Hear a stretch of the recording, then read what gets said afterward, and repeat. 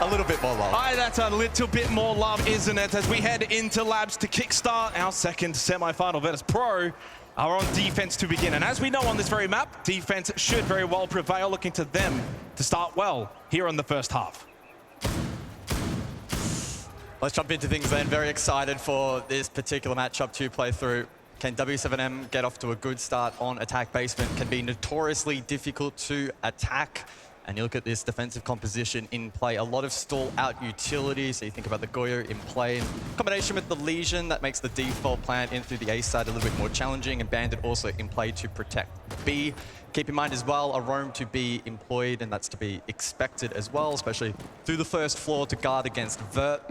w7m with the tools, though, required to deal with that. Double Vert themselves with the Ram and the Bug, so they could go top down, or perhaps look to expedite that and go a little bit more direct, but top down typically safer here on Labs. I'm very curious to see how VP is going to play here on the defense of Labs. Do they go for map control? More than happy to take some of the fights. Yesterday in their match against Falcons, that was actually one thing that surprised me. As close as that was, it was only 2 maps, but their aggression in the mid-round actually went up a level to what we've seen from VP in the past, especially phase 2 here at the Major. So they were able to match it in terms of that gunfight potential with Falcons, which was definitely one of their strengths. See if they can take it now into this series against w7m. Volts just getting one in the side, but he gets away with his life intact as first contact is made. And of course, for w7m, they've got a lot of clearing to do here, considering where the site is basement. Loben with vertical line of sight down below. And will now drop down, hatch soft, so pretty easy to deal with that. And VP not eager to aggress too much here. Harsher over towards Cargo says, can chip away during utility and just prevent the attack from taking this ground completely uncontested, but won't necessarily want to play for his life. Joystick over towards lobby, though. This could be a dangerous position for w7m to contend with. Yeah, so far, though, I like the positioning here for VP. Pasha yesterday, we saw him at one point go 0 and 5, and he was able to bring it back, eventually go positive, which highlights the mental aspect for this team. But Loben catching Pasha on the run back over to site, opening kill. Will go the way of w7m. Good way to start here on the attack of Labs. And it puts the pressure a little bit here onto VP. But Joystick, he's going to go clearing top floor. And let's see if he can find a kill here. w7m might not be aware of this flank. Well, it's the top-rated player for VP on that top floor. And we'll see if Joystick is able to find a pick back and disrupt this attacking pattern. But good drone work from w7m will force Joystick back to lobby once more. And it's a tricky position to fight out of if the cross is covered. Logic bomb as well. Currently no one top floor for w7m. Contact made now from lobby for Joystick. Another kill for w7m through Loben. He's found 2 to start. Very good for him individually, but even better for the team of w7m. Chance now for Always, though, to get involved. Had to find one. Instead it was none. Now for White deep into sight. And so far this attack for w7m pretty much faultless outside of the fact that Dots is down. Nitrocell looking to convert, but hey, up close, Dodes with a shotgun. And Joystick, the man that was flanking in the earlier portions of this round, now has only Vert control, but by himself, shot from Dots, and a fantastic start for w7m. Yeah, I think being able to isolate Joystick and take him out of this match as much as possible will be a really important piece of this puzzle for w7m, doing a good job there in the prior round with Joystick isolated over towards lobby. Not taking any second chances. Drone work late was clean, able to then cut off the retake attempt or retake potential. And in the course of all that, site was being hit, good flood in, and the pressure from VP, they weren't quite able to rise. Well, they just basically lost all of their ones, despite the fact they were holding a lot of angles around the map, and I thought they were holding good positions. Pasha over towards Cargo Stairs had a good spot, playing off of the Castle Barricade. I thought maybe Joystick on that flank maybe should have been able to do a little bit more, but credit to w7m, they had the flank watch drone in place, ready for it anyway. So w7m had all angles covered.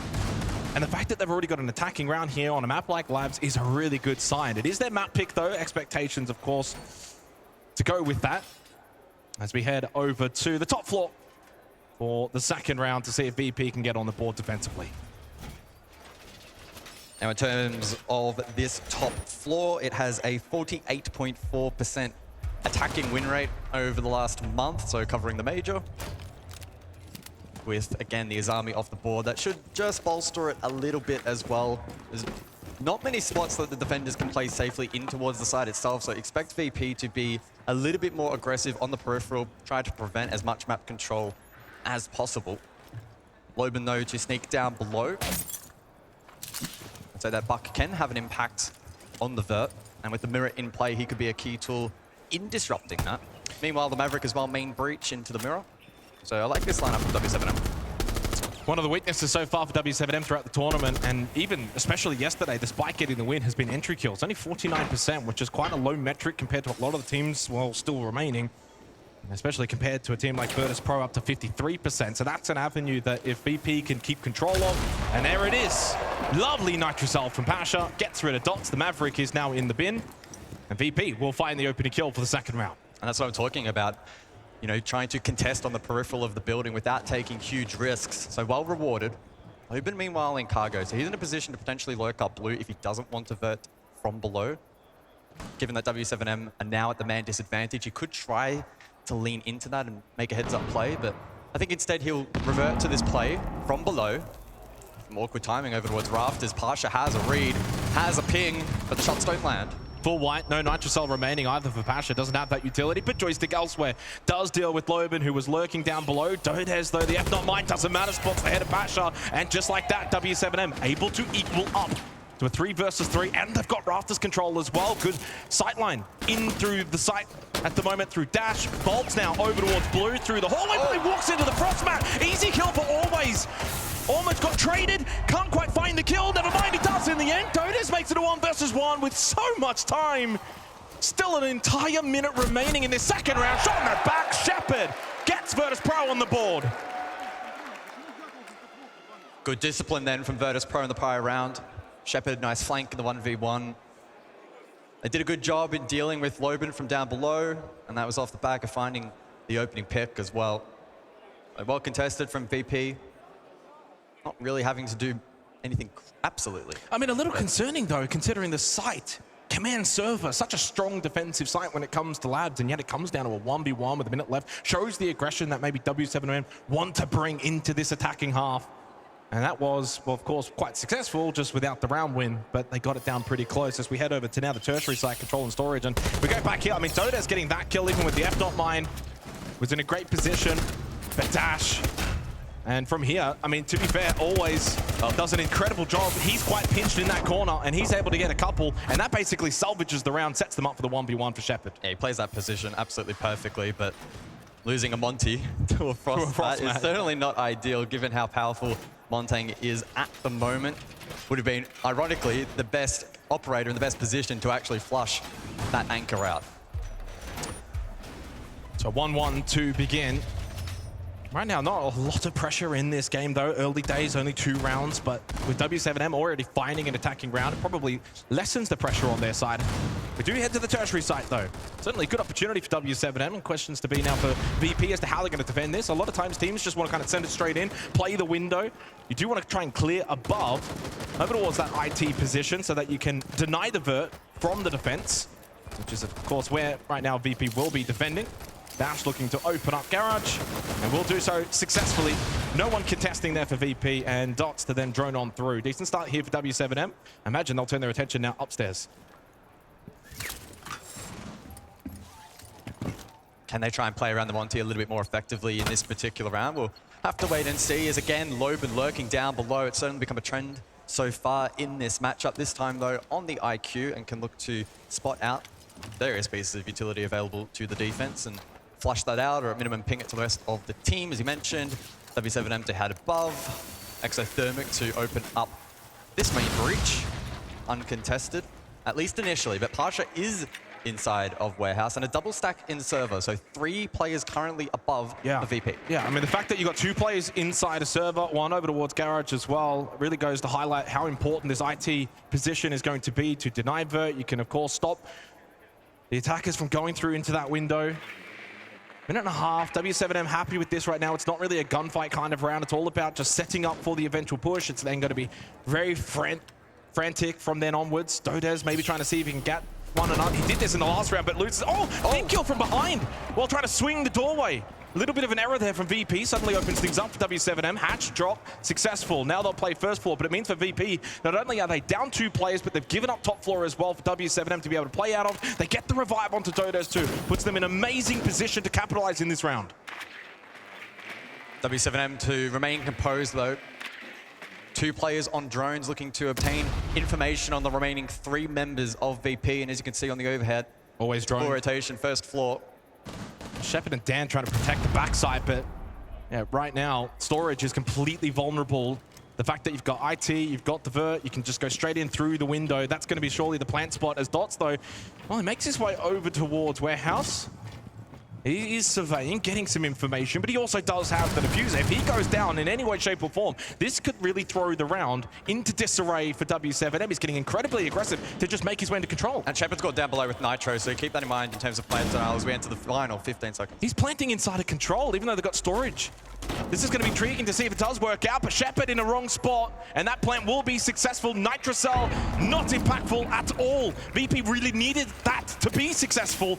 With Always Is Death, 5v2, and the plant down. This is going to be so difficult for Dan and Shepard, but that's one off the board. The Montang, decent start, but little time. Need to get moving. Great angle here from Dodes, though. They've got a really good post-plant position, and he gets both. W7M will find a second attacking round already, and they set the tone early here in this match. Storage on control with a 62.5% attacking win rate, again, over the last month. So it would have been a bonus round for VP, but still the fashion in which they lost it, somewhat concerning. It was a good clear above from W7M, able to hit their marks, clear out Warehouse, even off the back of PF Not Mine. The unfortunate TK certainly didn't help the cause of VP.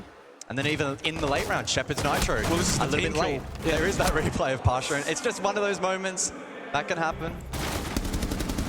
And then immediately after that, right? And that's how they get the 5-3 start, when in reality, it should have been a 5-4 advantage for VP, keeping control of IT, and it all just fell apart for them as Dodes cleaned up at the end of the round. Double kill. 2 rounds on the board for W7M. Clean start here on their map pick of the semi-final. Back down we go. Tank and assembly. First round we saw this. It was won successfully by the attack of W7M. We'll see if VP are going to be able to switch things up, though. They really need to get these defensive rounds ticking over, because if a third one is found pretty quickly for W7M, it's going to set them up very nicely for this map. Yeah, we talked before about the hard-hitting players inside of the server for this particular matchup, most notably Joystick, Volps and Dodes, both equal in terms of VPS rating heading into this particular matchup, very high. At the moment, Dodes up to 6 kills, and while Joystick's found himself on 2, there's also been a couple of moments here or there where his impact has been nullified quite nicely by the attack. So we'll keep a keen eye on that duel as this match continues to develop.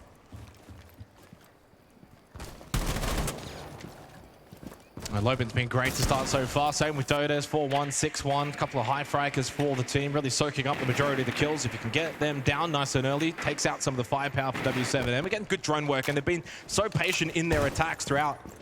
Nighthaven Labs, pretty big map. You definitely need to get the information, try and force out these roamers, especially when it's basement. You know they're going to be there. Dots through Kafe. He's able to just clear out with the Montang. And Volps will find the opening kill onto Always. Another opening kill for W7M. This was actually a part of their game they didn't have yesterday against SSG, and yet they still went on to win. Worrying signs to begin for Virtus.pro. So Dan then first for Storage. As the logic bomb rains out, Joystick this time around plays a little bit more passive. Instead of getting isolated over towards lobby, makes an early and decisive call to head back towards basement. Can Dan in Storage put up a stand? He needs to find impact in this position. Rotates now through Warehouse. Not exactly the top fragger for VP, but they need him right now the most to find at least one. Talk about timing. Creeping on down the stairs. Does find the kill onto Volps anyway. Dots, does he make his way back up? You've got also Dash at Cargo. He's the one dead. Joystick catches him from below. Good pinch from VP to get back the advantage. Dots will actually just push forward through Exo. The Montang trying to just still hit the site even though he's losing members around him. 1-for-1 in quick succession. Down though onto Pasha, makes it a 2 versus 2. The Dots being the Montang means they don't have the same firepower. Dodes can he win this battle? No. They do get the revive as well onto Pasha, and the Montang is dealt with. Dodes now in a 1v3. Does have time, but no kit. 2 members for VP, low on health. Dodes 7-1 so far. Surely he can't win this one. 35 on the board. We'll see if he's able to pull off this clutch. doesn't have much of a read, little time, and no defusal. I mean, Dan's not even playing side over towards Cargo, but he was presenting. Actually got a bullet in the foot, down to 16 HP. Oh, Pasha will go down. 18 seconds, but doesn't matter. Shepard saves the day. And VP will tie things up 2-2. Well, we looked to Dan in that prior round to have impact, and a rare moment throughout the half where w7m left that roam unchecked. He was able to punish, find a good pinch, get a kill, had a good read as well. Communicated that to the rest of the team, and in doing so, VP able to suffocate the attack quite nicely. A 2-2 scoreline now as we look back at the prior round. Good start from Volps, but this moment right here, decisive for Dan. And whilst Joystick tried his hardest to fight back in that round, even off the back of that swing, not quite enough. And VP just a little bit sharper. Still really good signs, at least, for w7m on their attacks. I think they've looked really proficient, have had good moments, but that was just better defensively from VP. More switched on, Dan moving around the map, rather than just trying to send everyone down below, secure, lock up sight. You've still got to have some presence on a lot of those cargo stairs positions, for example, and he was able to at least get that pinch, play off well with Joystick to confirm a kill. From there, then you've got map control for the last minutes of the stage. Double frost mat here over towards Rafters. 2-2. Not bad, but VP need the defensive rounds. This is not the kind of map you really want to go back and forth on unless you can back in your own attack going into the second half. 2 more rounds to go here for the opening half of our opening map. So we're going to see the Ying in play then for the 5th round. I was going to hold that thought for a moment. Dot's unable to find that pick, but spots on Rafters. The Ying in play has had a just shy of 20% pick rate when available at this event. I mean, this is actually something w7m have done a couple of times now, just creeping up to that doorway entrance towards Rafters. The F.9s have been there, but haven't always been successful. Waste of a Nitrocell from Pasha, so that's dealt with. That was the only one that they actually had available on the entire team. So no Nitrocell available now for Virtus.pro on the defense, as he tried to throw that out, expecting that pressure because they've been pushing almost every round in that department. In the end, gets nothing for it. That's a mini win there for w7m as they start to open up IT. That will put emphasis on Shepard in the late round with those smoke babes to get impact. So we'll wait and see what kind of position he looks to posture in and play and want to maintain life. Currently over towards electrical, a common position for the Ying to be utilized. So we'll see what kind of approach both teams want to take. There is the first gas babe actually used quite early on in the piece. Not exactly sure what prompted that, but Shepard looking to push back this attack. It's a Nomad stack in electrical. Dodos actually will send it forward. U2 elsewhere from Dash. Yeah, it's a meeting con push here right now, which I like with the IT breach being opened up. They're going to be ignoring Rafters and ignoring Blue. And they do get another opening kill as well. w7m 3 from the first 5 rounds. Loban to then double down onto Pasha, dealing with him over towards Rafters. Pasha went for the peak.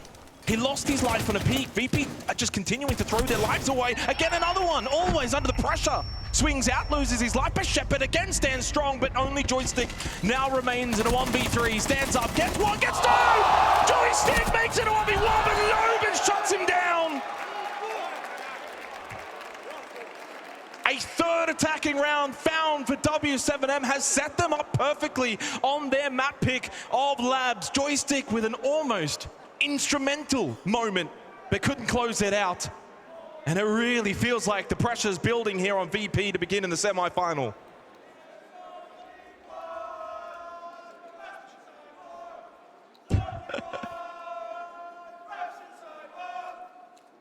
I really hope that's coming through the stream or it's going to be quite awkward.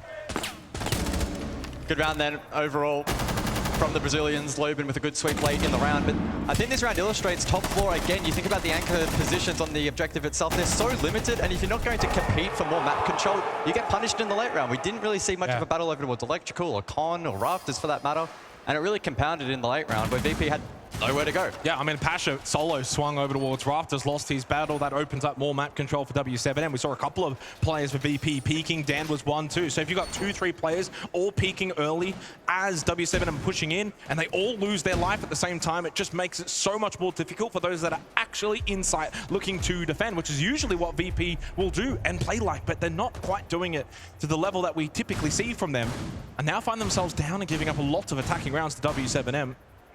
Final round of the half. VP must win this round to just keep the tide somewhat calm. Otherwise, w7m will be building up a tsunami, going onto their own defense, looking to take this opening map. Long way still to go. But right now, the biggest thing that's going their way is these opening picks. 3 from 5, a really good stat line for them. For a team that doesn't always get it into storage, though. Dots, pistol out, easy kill, another opening kill. Adrenal Surge gets him back up on his feet with the shield in front of him. Huge advantage now for w7m as they pick up the pace. And VP just cannot match them. That diffuser being put onto the floor right now by Dot is not going to be stopped. All 3 gas babes still up for Shepard. Doesn't even use them. He's dead. 2 right. So is Joystick. And it's 5-1. Pasha, the only one. w7m have absolutely blasted Virtus.pro here in this 6th round. Wow.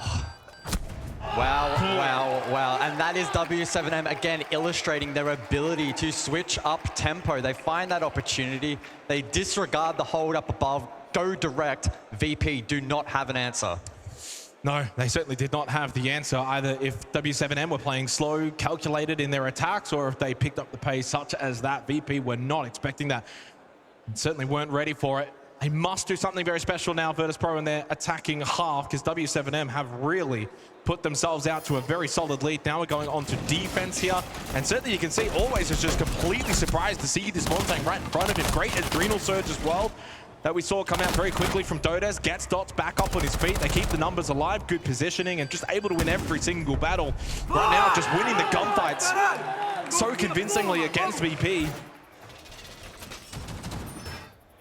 Pasha 2-6, Dan 1-5, Always 2-6. They're just not winning these gunfights. Do keep in mind, though, this is the map pick of w7m. So we do expect a strong performance for them on the first map. However, that first half, quite devastating for VP who are struggling to find answers to a lot of the things that w7m have been throwing at them so far. And in terms of interesting things being brought into the server, we saw the clash there. w7m trying their best to hide it. And we see time and time again how that operator can stall out time very late in the piece if the attacking unit fails to deal with it, may not have enough utility to deal with it. I mean, a good example in this round, right? We don't have the Thatcher because it was banned out, and no impact EMPs either. So VP will need to coordinate really meticulously to deal with Volps on the clash. Certainly going to be an obstacle, a large one. Virtus.pro now go on to the attack, and we'll see if they can replicate what we saw from w7m. Over towards con side to begin. Of course, top 4, command server. Pasha opening up this con wall. VP, the one thing that they need to do against this clash, though, is try and spread this defense. You've got to have multi-faceted ways of attacking. Open up IT, open up com, put pressure over towards blue, maybe even warehouse as well. Just try and keep that clash on its toes. Where it is, then you avoid it, you go elsewhere. It's probably the best way that they're going to be able to deal with it. Deep into IT is Dash, super aggressive for w7m. Has one behind him as well, which is Dodes over towards Rafters. So good presence to stop any potential opening of IT. Looking to keep this closed and fortified. And again, this is how you have to play the objective. Fight on the exterior, prevent as much of that wall as being opened up for as long as you can without taking massive risk. And we'll see that come into fruition. Joystick, not overly eager to hold that line of sight for all. They have no map control right now. Every single player of Virtus.pro is outside of the building. I mean, right now, w7m is set up very nicely, considering that they do have that clash. They can look to continue to stall out. Once VP try to enter the building, they have to deal with the clash. They're still going to clear out a lot of these positions. w7m are more than happy with what they are seeing right now. I mean, even IT Breach still hasn't been opened up because that mirror electrified as well. There's just not really a lot you can deal with there. Dodes getting aggressive. This could be an opportunity, but the flash is thrown instead. Dodes will happily just fall back. Dan does find an opening kill over towards Rafters. 46 seconds remaining in the round. Must continue to pick up this pace, play with this kind of pace. The clash making its way over though. Volps looking to block this position towards Rafters. Yeah, Volps, the perfect tool in being able to stall out multiple points of attack. Meanwhile, Logan aggressive over towards top blue, found that pick onto Dan. 30 seconds on the clock and a 4v4. Always coming in through connector. They need to start trying to go the other side of the map, which is what Joystick was trying to do. Logan shuts him down towards blue. 20 seconds, advantage for w7m. They are about to build a significantly, Nitrocell dodged, always thinking about maybe going through electrical instead, but guys, the time is of the essence here. They lose Pasha, and suddenly all just down to Always in a 1v3 with the clash in his face. We know how this story's ending. W7m are switched on right now on Labs, and VP look like lambs to the slaughter. 2-5. That was a really rough round to watch from VP. The only glimpse of brilliance really was Dan's ability to lurk in through Garage and find one, and then W7m responded accordingly. They had problems with hard breach, they had issues with the clash, time management not quite there. But a testament to W7m, they brought a really nice composition, they played around the push that the attack presented very, very nicely, and with that a 3-round lead, it prompts the attack from VP, and it very much feels like this is their last lifeline to recover map 1. And they're doing this as well without Volp's, sort of top fragging, only 2-4. They put him on the clash going into this game. He's their best entry player. He's one of their top KD players as well. In a lot of the metrics, he is regarded as, well, their best player. Pretty much tied with Dodez in terms of EPS to kind of put a number to it. And so there's more firepower that W7m can actually bring to the table. And a super devastating round, considering that VP did a lot right. I like the fact that they kind of went over towards that con meeting side, opened that up, tried to get some pressure towards blue stairs and make their way up through that. Joystick, though, loses the 1v1. They couldn't deal with the clash.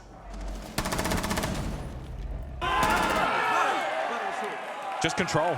Utter control from W7m in all facets. And yeah, it looks about that, doesn't it, right now for Virtus.pro. They've got to try and find a way back into this game. Next couple of rounds, absolutely crucial. They can't just be thinking, all right, we'll just go to our map pick, give this one up. Not in a semi-final. You do not want to give your opponents any leeway.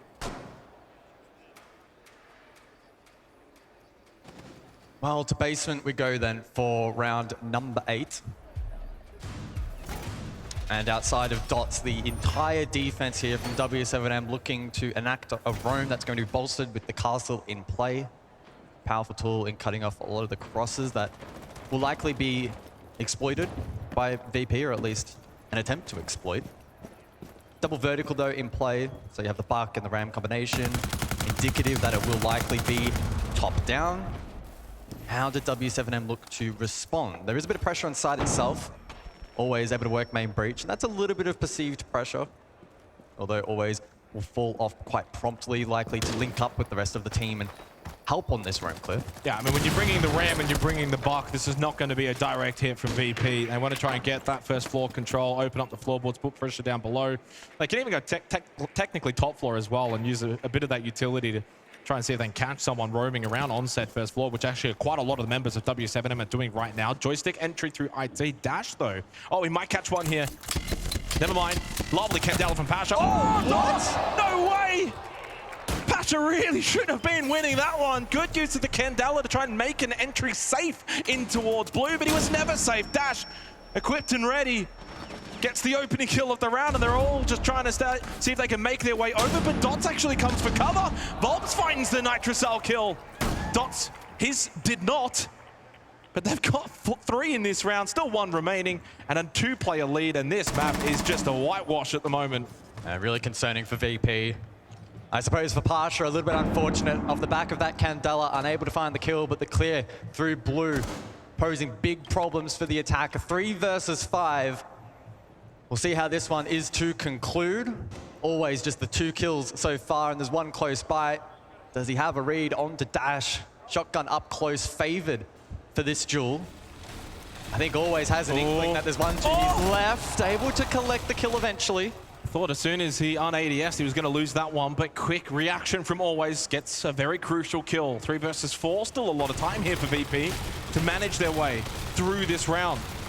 Only 1 player, though, down below for W7m, so much pressure still up above. Volps will just stand up, claim his kill. A second one found in the round as Shepard falls without being able to fire a shot back. They know his location. They need to eventually get this range, but Loben even further up above. They're everywhere.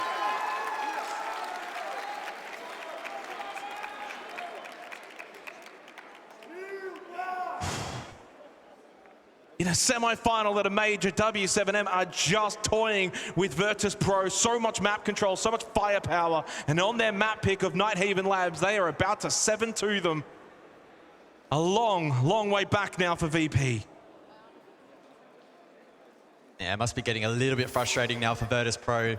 Some of the ways in which these rounds are playing out are so unfortunate. I mean, right here, from Dash, headshot onto Pasha, Nitro to follow. W7M have done a phenomenal job over the course of this half defensively in responding so quickly, so swiftly, and quite abruptly, really, to the different points of the map in which VP are looking to exploit and just not giving them any free entrance. It's been really brutal for VP. Unfortunately for them, that's a trend that may continue into the second map of Kafe. Expecting more fight from VP, but it still must be said, some concerning signs to kick off this series. Well, 12-2 now for Loban. He has been sensational. So efficient. Now brings the Scopos as well for this map point round. Looking to take the opening map now of this best of 3 semi-final. And they've got 4 opportunities to do so. Super important performance from W7M though to set them up for this series, to claim their map pick in such a dominant fashion. It's a testament to this team's rise, looking to step out of the shadows of the old W7M roster to create their own legacy, their new legacy for this wonderful organization. Virtus.pro have just not really been able to offer any semblance of, well, anything in this match. They haven't really done much since maybe the opening 2-3 rounds. Super one-sided through the rounds and on the scoreboard. And they just look a bit shell-shocked as well. Can't get into the building, can't get map control, can't win the gunfights, not getting the opening kills. Everything is just falling apart for Virtus.pro. Good news is, though, Kafe to follow their map pick and maybe a chance to redeem if they can't bring it back here.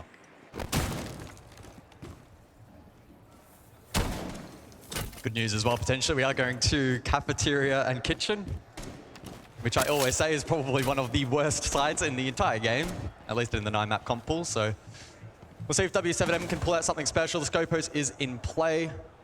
Single-digit play percentage thus far. Fast Loban looking for kill 13. No, Shepard. Quick reaction. That's something that VP needed. A good start to the round for them at the hands of an aggressive play from Loban. Maybe a little bit overzealous with that play, but hey, why not? You're 6-2 up, you're fragging, go for it.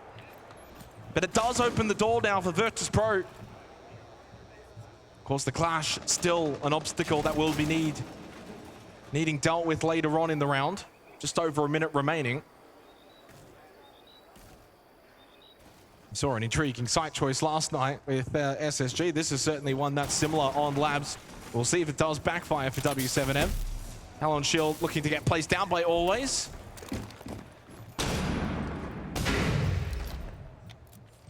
Well, that's both impact Emps used on the lobby wall. So keep that in mind in the late round. Again, if the clash is standing, then maybe shield down. tools available. But the clash is just stopping the Ossa from being able to get that shield down to get hallway control. Dan still rotating around, trying to just shoot over the shoulder of the clash. Volps looking to contest on the Malusi. 30 seconds left. Again, guys, time is running out. As annoying as this clash may be, you do need to push through it. You do need to deal with it. Good headshot from Volps. Expecting now pressure from behind. Dan on the Deimos though, and he gets them both. Puts the Vendetta to good use. Double kill, looking to find 3, but Dota shuts him down. It's a 2 versus 2, but a good swing from Always. Clean and down to just Dash. And Always is there to shoot him in the back. 6-3, better from VP. Questions maybe for W7M. Site choice. Loban at the start of the round. Just have to maybe bring things back a little bit for W7M. Finish this in a clean fashion. Don't need to overdo it. Again, another rather awkward round for the attack. We saw the Osa and the Clash face off. Provided good protection in towards that lobby position, but after the wall was opened up, the rotation came through, and then most notably, the flank in late in the piece. From there. That was not great.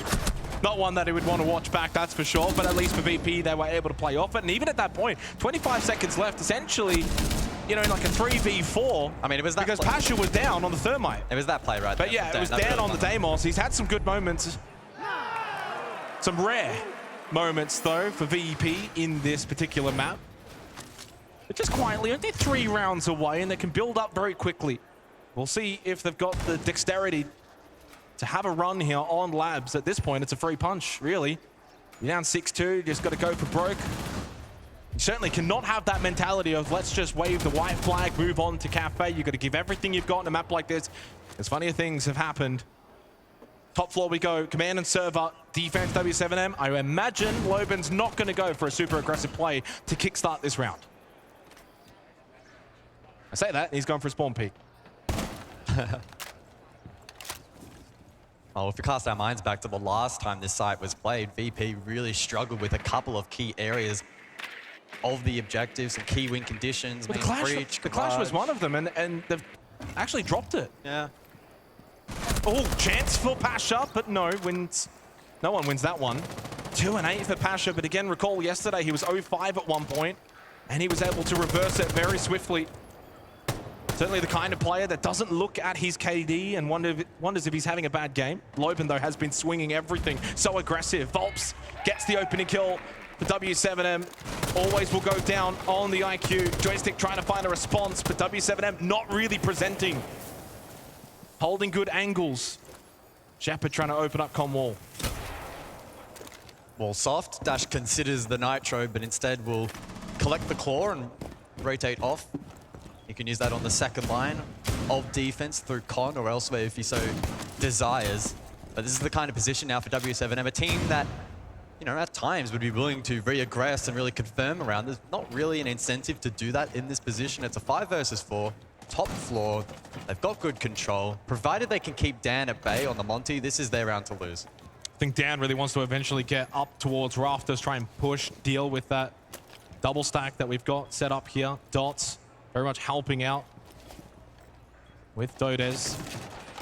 But he can't push by himself. They need to really start trying to play off of their Montang. He's just solo. Pasha, aggressive at that IT breach, trying to play off these yellow pings. The swing will come on the Fenrir of Dodez, but Pasha unable to land the shot, still getting opportunities being given to him as Dan is giving over a lot of information. Now they double stack it with Joystick. Will this catch Dodez off guard? The F not mine though. Blocks the vision. He's actually able to fall back, play sight, doesn't give up his life, and still holds a good angle. Nothing gained at all for VP, only time lost. But Dan has been able to make his way up on the Montang. Yeah, Dan really is the last hope for VP in trying to isolate a player or create a bit of space. At minimum, give his attacking team some information, but it's so tough to break through this defense. Still 2 Nitro Cells available as well for W7M. Looking to make their push in towards blue. Talk about timing, good reposition from Volps. Dan needs to make his way down the hallway. Volps, though, with the reposition, they deal with the Montang. Not a good time for the utility Shepard. Get the gun out. Full white, doesn't matter. He was flashed. Dodez was blind, still got the kill. Pasha in a 1v3 into red time. Surely no time. You've just got to hide. And W7M will claim the opening map of this semi-final in a very dominant fashion. W7M too clean in that opening map. A 7-3 victory. VP never really looking like they had a chance. So many concerning things for Virtus.pro in that map that they will have to go back and discuss behind the scenes then going into Kafe. Certainly a lot that I feel is solvable. The series is by no means over as we head to Kafe. VP are very good on that particular map, but they're going to have to improve dramatically because that was not good enough on Labs. Tremendous job from W7M as we head over to the desk. Thank you, gentlemen, very much for that one. I'm just very quickly going to piggyback off them there, Lax. They're talking about VP not being good enough in this map. Do you agree with that statement? You know, I try to give them kudos here going to this map, that I did like that for them because they have nothing to show for, where all of W7 has shown throughout this matchup. I mean, not throughout the matchup, but throughout this, you know, phase 2 leading up to this. So the fact that their prep wasn't there, that makes me question their overall performance given this map, because they had every piece of utility and option to figure out how they wanted to go against W7M. And to lose a 7-3 like this, it's kind of mind-boggling. I completely agree. We talked about this cat and mouse setup for Virtus.pro and specifically Loban with the lurk ability. Will they be able to shut him down on those attacks? Can they shut him down on those defenses? Him constantly getting those picks. I was saying that they could do it. You were saying VP could do it. And we found ourselves in this position where who's going to be able to do it? And I think Loban, honestly, was a big factor for this game. Virtus.pro just couldn't do it. W7M was constantly getting that opening pick, always being a thorn in VP's side. They never let Virtus.pro get comfortable. And one player in specific, too, that I wanted to highlight was Dash. I mean, coming into this tournament, he was the lowest rated player in the world. And now the improvement, he's one of the biggest factors to W7M's success, even in that game. Well, it's interesting that you say that because it's important, especially when players that you aren't seeing come alive throughout the early stage, throughout the early phase, are now coming alive when it matters most, when you're right here, the pressure's on. And then to think about that, Volps is the one who's sitting back on the tail end here because as we know, Volps is such a phenomenal player and such a good pickup for this roster and has been so pivotal even through the Brazilian stage. So the fact that now you're seeing Dash step up, you're seeing Dota's come into fruition and just putting up these numbers that you're seeing right here, and especially like you were saying, Loban sneaking around the map, getting these opening kills. I believe they had, what, 7 out of these 10 opening engagements going in their favor. It just goes to question. Now we look into Kafe. What is that going to look like? 2 of their biggest players for VP, Pasha and, of course, Joystick, just not able to connect their shots here, Fox. I mean, does that spell a bit of disaster for the series? Or is this time now to go back, reset, and come into Kafe all guns blazing? I mean, I think obviously they have to reset. Kafe is more in their favor of their play style. I think when it comes down to players like Pasha, players like Joystick, they were just getting shut down because of the map, in my opinion, and also the play style against W7M. They took a risk. That's what we've been seeing from Virtus.pro. And we want them to take that. risks. Yeah, we want them to do that. We don't want them to just stay static. They took the risk. It didn't pan out. It didn't work out. Now they can go back to a little bit something more consistent. Hopefully it pans out in them. Well, I'll tell you one thing, semifinals are delivering, but maybe not in the way we thought. It's looking very dominant here for W7M. We head to Kafe after this short break.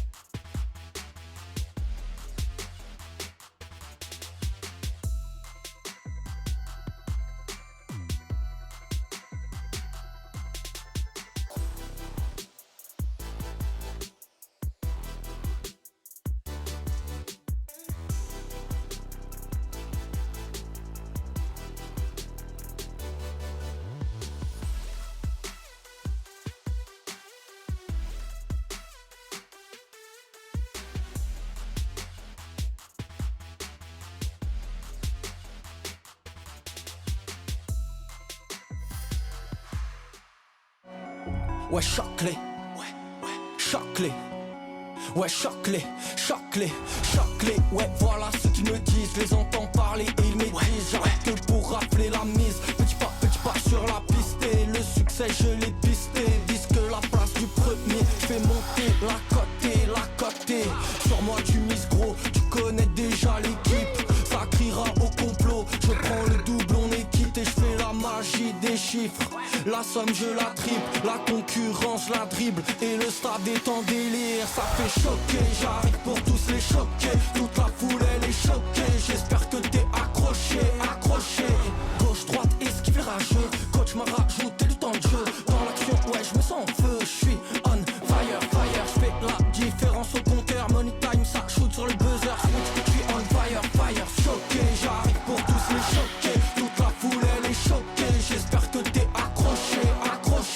Choqué, j'arrive pour tous les choquer. Toute la foule elle est choquée. J'espère que t'es accroché.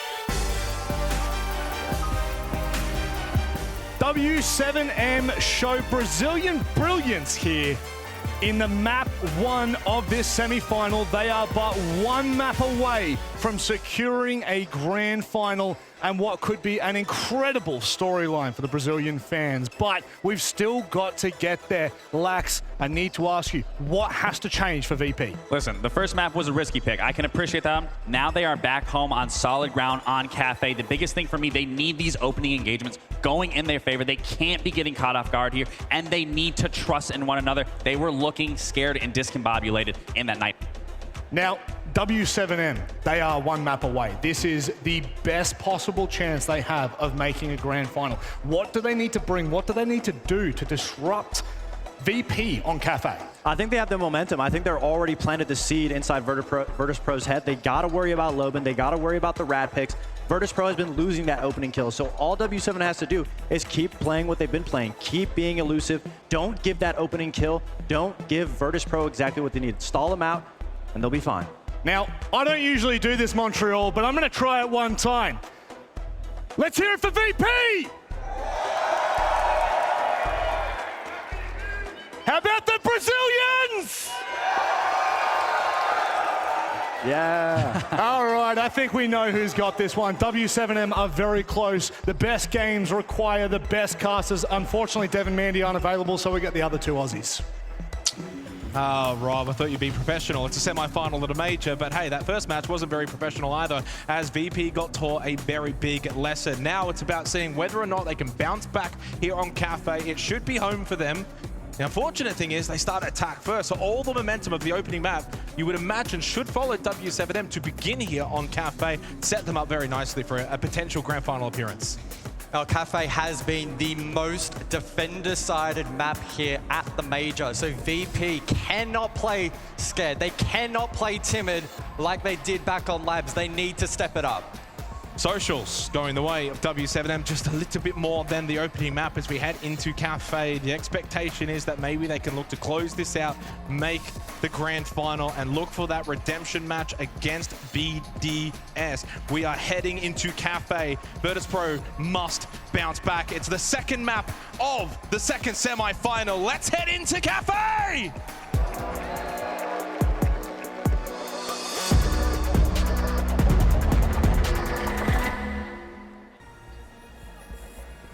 So we breathe. VP down a map, but head back home to Kafe to see if they can get this series underway. W7m have already set the tone, the pace, the explosiveness back on Labs. They were electric, 7-3 the result. We will see if they can start well on defense. As you said, Guz, statistically, the most defender-sided map we have had at the major has been Kafe. Ash will be the first ban. VP, get rid of the Montang. Well, the first ban was a little bit mean. I was very much enjoying joystick on the Ash ACOG, but it is what it is. Monty to follow, that one's again, expected. Castle to follow. We've seen the odd Castle ban here or there at the event here on Kafe, most notably for that top floor extension, also very useful on the first floor extension as well through Bakery, but won't play a part between these two. The Aruni as well to follow, so quite a few target bans to come through in this one. Yeah, I mean, right now, I think for VP, if they can get a couple of early attacking rounds, get some momentum back, feel a bit more comfortable, forget all about labs. But if w7m start well, you know, you think the opening 2, 3, maybe even 4 rounds go their way, that's so easy then for Virtus.pro to just hang their heads, be like, this one might be a foregone conclusion, too hard to get back into it. But they can at least get to, say, like a 2-4 scoreline. I backed them in going into the second half. Bar and cocktail to begin. Top floor we go for Kafe. But w7m were so good on labs, led by Loban, 13-3, +10 on the KD. He only went 1-1 on the entry. That's fine. He had others in that department who were excellent. Volts and Dash, 2-0 apiece. And some super high cost scores as well, 90% for Dodes and Volt. So really it was that ultra team effort from w7m. Everyone was firing. On the flip side for Virtus.pro, it was only really Shepard. Shepard had some really good moments. He went 9-7. He was the only one that went positive. And then you had the issue with always 0-3 on those entries. So a couple of statistics that they'll look to overturn heading into the second map of this semi-final. So top floor then in play, the opening round from w7m, starting out on the very much favored side here on Kafe. Can they set the tone again, much like they did back on labs? The onus is very much now on VP to formulate a response, to build some confidence, and to show us why they are one of the best Kafe teams in the world. Yeah, I mean, the confidence is going to have to come through this attacking half. I mean, you can certainly gain confidence on defense, but you've got to get the results now really early. I would imagine after what happened on labs, get going nice and early, win a couple of rounds on attack, and that really will let the confidence flow naturally. Early defense from Loban over towards Lounge. No surprise to see him looking to maybe find some early engagement. He was so aggressive back on labs. And that is a deep position towards Lounge. Could eventually fall back, try and play Pixel. Never mind, he's not going anywhere. Opening kill for Joystick. Shuts down Loban. Good signs considering it's an opening kill, something VP struggled with on labs, and you dealt with the best player on labs. And you didn't have to invest a lot of utility to do it. VP essentially getting a bit of a free pick there to begin their campaign here on Kafe. I'll be very pleased with that result. But w7m, as they have shown throughout the event, will now look to make a play in response. It's Dots. Red Stairs though in a position to maybe make a flank. As mentioned, though, Track Stingers in play just complicates things a little bit. And not only that, but he's got one of the Nitro. Oh, hold on. Although they might run into him. Free kill, Joystick, no awareness that Dots was in that aggressive position. One and done. He'll rotate out. Yokai Drone has been lost, shot out. All evened up 4-4. Volt's holding towards washrooms. And Dots has been able to make his way towards White Stairs. Falls back, plays a good position, still has that Nitro Cell 2 available. There is one thrown from Dots, no impact from that. Volts, though, gets rid of Pasha, who certainly struggled on labs. Suddenly, advantage for w7m on the defense, despite the opening start for Virtus.pro. The defense with now good deep positions. They can play long lines of sight, but always able to actually catch Dash. So 3 versus 3, 60 seconds on the clock. Volps to progress forward over towards Cigar Lounge. Now will rotate through to Backstore. They've got so many good rotates. Washrooms can be played, Backstore can be played. They've still got Cocktail completely locked down. No White Stairs pressure at the moment from VP. Looking to just come through top red. 40 seconds. Yes, still some time. Need to get the Kawan Hive Launcher in use. No more canisters though remaining. No Track Stingers remaining. Not a lot of utility at all here for Virtus.pro. A lot of dry peeking such as that there from Dan inside a shot. Loses the battle. Dodes will happily deal with him. Volts gets rid of always, and suddenly now the pressure on VP. Shepard in a 1v3. Can he at least find this kill presented by Volts towards Lounge? Had he been able to achieve that kill, could have got the revive and then found the other two who were quite low. Winnable chance still with 12 seconds remaining. Gets the revive. 3 health points for Shepard in a 2 versus 2. Red time we go. 6 seconds remaining. Volts and Dots double stack over towards Bar. Could they potentially line up? No, they will both pick up a kill. And w7m pick up the opening round of Kafe. And VP with such a good opportunity in the prior round off the back of the opening kill, which was essentially gifted on a silver platter and freed up control over towards Lounge, then unable to convert that advantage off the back of good aggression over towards red, evened out the man count, just started to stall things out a little bit. And VP experimented with a couple of ideas in that round, but nothing quite sticking. yeah, they couldn't really get any pressure on the white stairs side of the map. No rappel game outside on terrace, and a lot of it was quite one-dimensional. This really hurts them, though, because you're at 5-4 at this position. If Dots is unable to get anything on that red stairs flank, maybe they've got a far better chance in the round, even though eventually always does get a freebie. You know, at that point, it's a 3v3 with a minute remaining, but they just didn't have control close to sight. Yeah, essentially 2 uncontested picks for VP in that round, and then still not being able to translate that. And w7m will continue to be fired up on this stage, and VP aren't matching that energy. And that's the issue with them starting defense, is they can carry all that momentum from lads, now build on it on Kafe, defense to begin, get the rounds ticking, and it just puts VP in a very perilous position. We go to Kitchen here for the second round. All the pressure, certainly with Virtus.pro, as w7m carrying so much momentum from that opening map, able to offset the opening death as well, take the opening round. Everything is just going their way here in the semi-final. Maestro in play for Volps off the back of his 3K in the prior round. We haven't seen a ton of Maestro here at the event. This will only be the 17th occasion that it will be played, which is rather low. But a very effective operator on this objective in stalling out time. Can also be a valuable tool in chipping away at the team's own Goyo utility as well. We saw Loban there as well. Again, looking to be aggressive, put pressure on these entry positions, but it will be a safe entry for VP, despite the fact that we are bottom floor. They will enter top red, clear out bar. Quick drop though from Dan over towards Reading. At the moment, w7m very much just holding that bottom floor all around, which is going to give second floor control over to Virtus.pro. They do have the buck with the skeleton key to open up the floorboards. Track Stingers through the gridlock. You've got the Nomad as well with the air jab, so you can deny a lot of these flanking potential opportunities while you get to work on the second floor in opening up the floorboards. Yeah, absolutely. Really like the positive intent from VP in this round. We're at the midpoint. They have full control top floor. They're establishing Vert. Now an attempt to open up Freezer hatch has been thwarted off the back of the Tuberel Zoto canister, so that will stall out a little bit of time. It is Dots from VIP playing this long angle, and I suspect he will look to hold this position. Inevitably, the hatch will be opened up, and then Dots will be required to help stall out that push and collect VP as they look to drop. Meanwhile, on the Vert, a bit awkward there for Always. Yeah, almost an opportunity. Always wasn't quite ready for it, though. His, of course, job is to just open up the floorboards with the skeleton key, not so much find the kill straight away. 60 seconds left in this round, still 5 versus 5, as VP trying to just see if they can find a pick from above. No more Zoto canisters remaining from Dots. He does have a Nitro cell, none for Loban, so only the one Nitro remaining in the round. Still got the Capital that can certainly clear out some of these positions. Vulcan canisters have been popped, dissipating towards Freezer. Haven't even cleared out VIP, though. So much for VP to still do in this round, so little time. Now, I don't know if the Goyo is going to have massive impact, but keep in mind, the Maestro most certainly could. Bob situated over towards Bakery, so unless there's a split attack from VP, he will unlikely to be dealt with. So 25 seconds on the clock.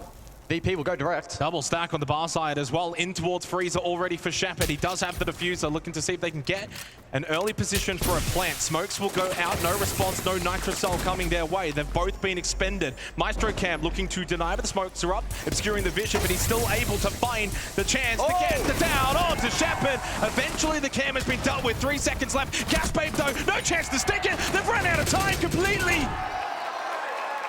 But the Maestro in the end was the deciding factor. w7m will take a 2-round lead to begin on Kafe. Strong defense on Kitchen. And Virtus.pro, again, just little options for them. So late in the round, they had not done enough. Was it oversight from VP not dealing with the Maestro cameras? Was it a lack of utility? I think last I checked, they still had a couple of frag grenades that could have potentially been used, but nonetheless, a big difference maker in that round. The Maestro feeding information to the rest of the team rather uncontested from that double door position, and the Smoke Babes as well, having a lot of value. The Goyo not necessarily needed in the end. Here is a look back at that play. Shepard getting taken down and the kill confirmed. This position, again from Dash, phenomenal in holding that cross. He's completely uncontested. VP full stack Freezer. That's chilling. Not the way to win the round. Yeah, they are chilling right now. w7m not feeling any kind of pressure right now from Virtus.pro. There has been a response, though, in terms of operator selection. The Brava, really good operator in trying to deal with those Maestro cams, so they try to at least now bring a sense of counter ability to the Maestro, which is actually going to be used once again here in the third round. Now again, pretty defender-sided map. It is Kafe, so expectations for w7m to get rounds on the board. Not surprising. Get a reading in Fireplace for the third round, but Virtus.pro need to get attacking rounds at some point. Can it be here? Let's wait and see. But the concerning thing as well is w7m have already won 2 rounds. w7m hasn't even found a kill yet. It was 13-3 on Labs. Super aggressive, speaking of w7m, towards Lounge. Could he find that opening kill? On the other side of the window, still barricaded. He just holds his position, doesn't want to give his life away. Right below, surely, oh, Dan! Okay, that feels like it could have gone either way at any moment. Dan will happily take the opening kill. w7m still without a kill, 3 rounds through.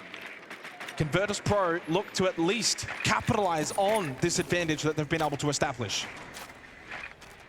Well, it was w7m to fall in round number 1, and VP still found it difficult to translate that into a round victory. Let's see if they can consolidate this time around. You mentioned the Brava, and that clutch drone is getting to work from Dan in dealing with various pieces of utility, most notably the Banshees, and so the crowd control ability from defense now has been hindered a little bit, as well as projecting where that attack may be coming from, especially late round. That can be a really powerful tool for w7m. In the meantime as well, Dota's as well down to 5 HP, so keep that in mind. The attack finding themselves in quite a good position, but w7m time and time again can find round-winning plays, so if you're a VP fan, still hold your breath. Dash able to get away through white stairs on the exit. Dots actually gets rid of Shepard, who struggling a little bit himself now on Kafe, despite a tremendous performance on Labs. Dots all the way outside, but he will be able to make his way back in very much safely. Helped out by Dash for good measure. Good teamwork from w7m. And they can consolidate now towards the site. Sure, Dota's very low on health, but VP have not been able to get any real control on that second floor. Everyone's still on top. And I think they're very much expecting more flank potential here from w7m. Trackstingers go out from always. The one issue for VP certainly could be that time factor. There is a Nitrocell still available from Volts. If he gets himself a good position, he can deny any kind of default plant towards reading. So his life certainly a very valuable one right now for w7m as Pasha sits outside of Terrace, tries to push in towards Pillar. Does he get an opportunity against Volts, who does have that Nitrocell? Dash making his way over towards there. Plan coming through right now from Pasha, looking to try and stick this. Volts too far away with the Nitrocell, so not in a position to deny, but in a position to get the kill. Trade very swiftly though up above from Always into the post plant. Dan, big kill onto Volts, stops him over towards Pillar. And suddenly a really solid opportunity for Virtus.pro to claim an attacking round. Dots looking for the retake. He will fall. Suddenly down to just Dash in a 1v3 in the post plant. Surely this is the moment that Virtus.pro find a win. It feels like it's been forever since they've been able to get around in this semi-final, but this could be the very round that kickstarts a bit of momentum for them. Dash towards white stairs. Un-ADSs, unable to find the kills. Prone goes Joystick. Could this be the turn for Virtus.pro? A long way to go. We'll see what Fox has got to say. Hey guys, I mean, the biggest difference for VP that round is they got the opening pick, they kept the speed, and they were able to get the execute down. So far, w7m has been beating them when it comes down to the utility. If Virtus.pro wants a chance at coming back into this best of 3, they need to make sure that they're managing their time. They need that first pick. If it doesn't come in the early game, they will surely lose the round. If they can get at least 1 of the next 3 rounds and get at least 2 attacks, then they'll be in good shape going on to defense, and I think they'll win the game. Well, I mean, he's very much on the money there. I think finding a second attacking round is just all that is probably required for Virtus.pro to set them up nicely going into the second half. So 1 on the board now does relieve that pressure valve a little bit. And VP finally starting to fire up. Interesting as well, Fox noting utility there, which has been pretty well played by w7m over the course of this series so far. There was a rare instance there where the Nitro was on the opposing side of the map. Players not in a position to deny. It did look a little bit sloppy from w7m in the prior round, and VP were able to capitalize. So it just breathed some life back into the map. Just one more attack is more than enough of a platform for VP to launch themselves to a map victory here, provided their defense is good enough, which the expectation is it will. So let's see how this 4th round then transpires. Ying back in play. powerful tool late in the round. Pasha yet to find a pick here on Kafe. And looking back at his numbers so far, he's had a pretty good tournament. Positive so far, has had some key moments. Cost is perhaps a little bit low, but we'll see if he's able to correct course here. Well, I like the combination, the IQ and the Brava, a lot of utility that can be acquired over towards top red. Bulletproof camera, the F not mine, Valk cams as well. So for Virtus.pro, they can actually set themselves up very nicely to eventually then attack into a round such as this by getting rid of the utility that actually Fox was talking about in the call in. And they do lose joystick. Loban finally on the board, good kill over towards Pixel. Solidifies his position with the backwards Kiba barrier. Opening kill for w7m, despite the fact that we're seeing VP deal with a lot of that utility through the Clutch drones of Dan.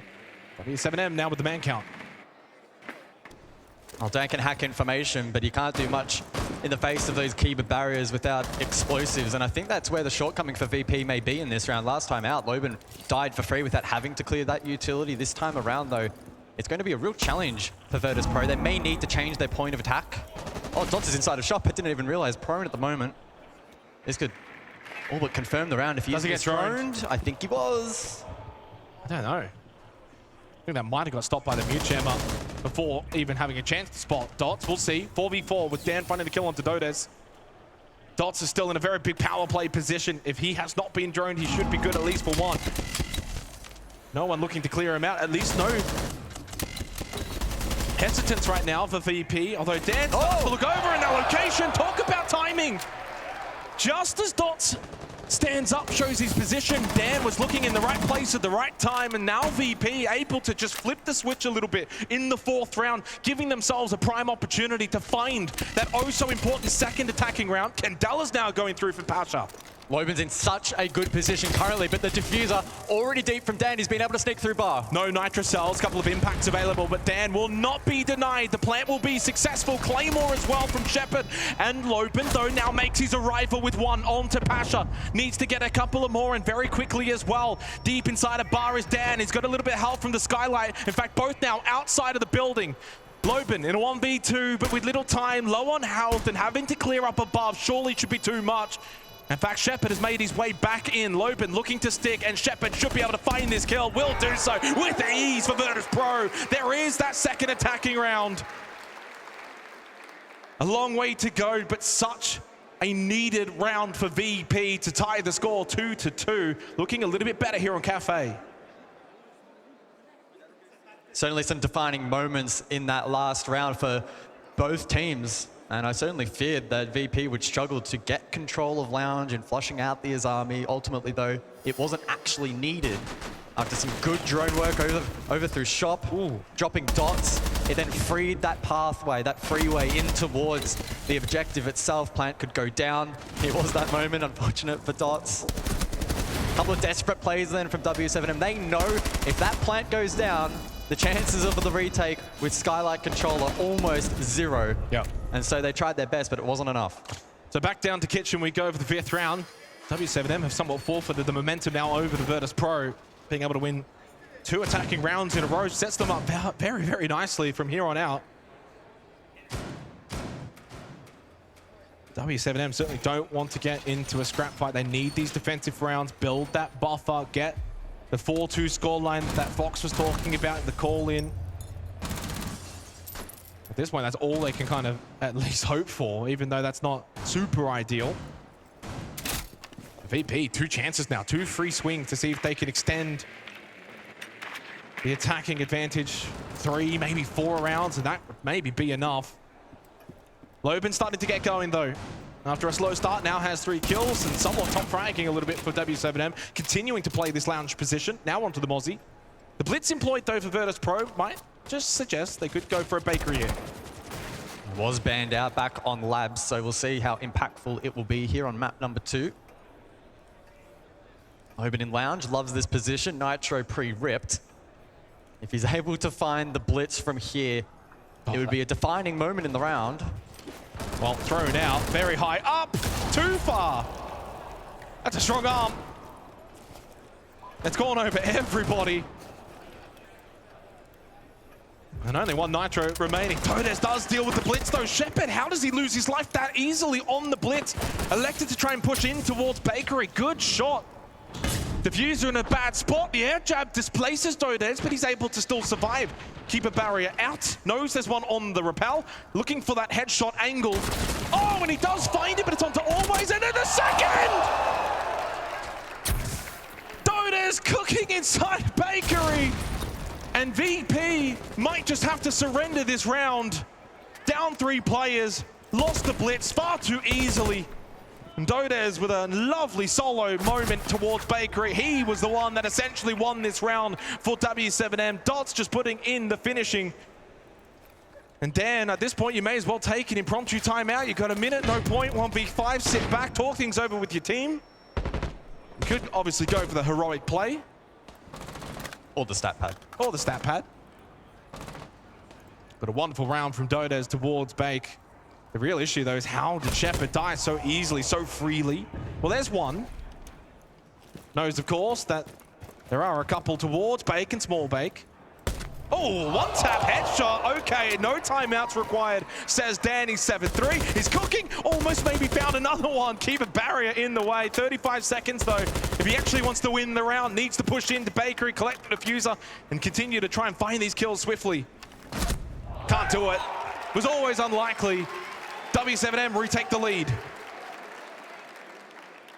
Yeah, things looking a little bit messy in the prior round there from VP. I think they were trying to stall out a little bit of time for the Capital to come across over towards that bus window and help facilitate that flush. But both players on the double door getting caught out, outgunned. And it just slows down the tempo a little bit for VP. They're on a bit of a high over the last few rounds. But things now settle.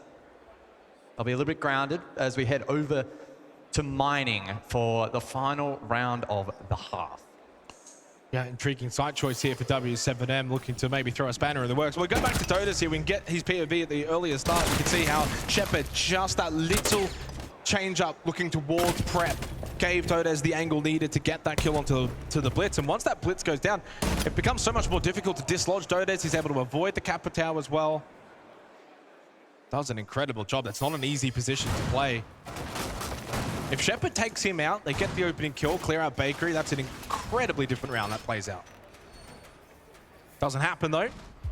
W7M go to 3-2. Can they make it 4 defensive rounds? That really does feel like the past mark, the requirement for them here on Kafe. What are they cooking up now with mining selected as the final round of this half? Mining always a bit more of an experimental site for the defense, and there's a couple of options that can be employed. Typically, we do see an extension above, the extent to which depends on the team. Some defensive units electing to play as far back as Cocktail, and with the mirror available, that's probably the expectation here for W7M. Again, the Bravo will be played, and these clutch drones from Dan, to be fair, I was going to say have been rather effective. Unfortunately, that one gets called out by the mute jammer in dealing with quite a bit of the utility presented from W7M. Not to be, at least for the first. I like the hold right now for W7M. Aggression from the mute towards shop.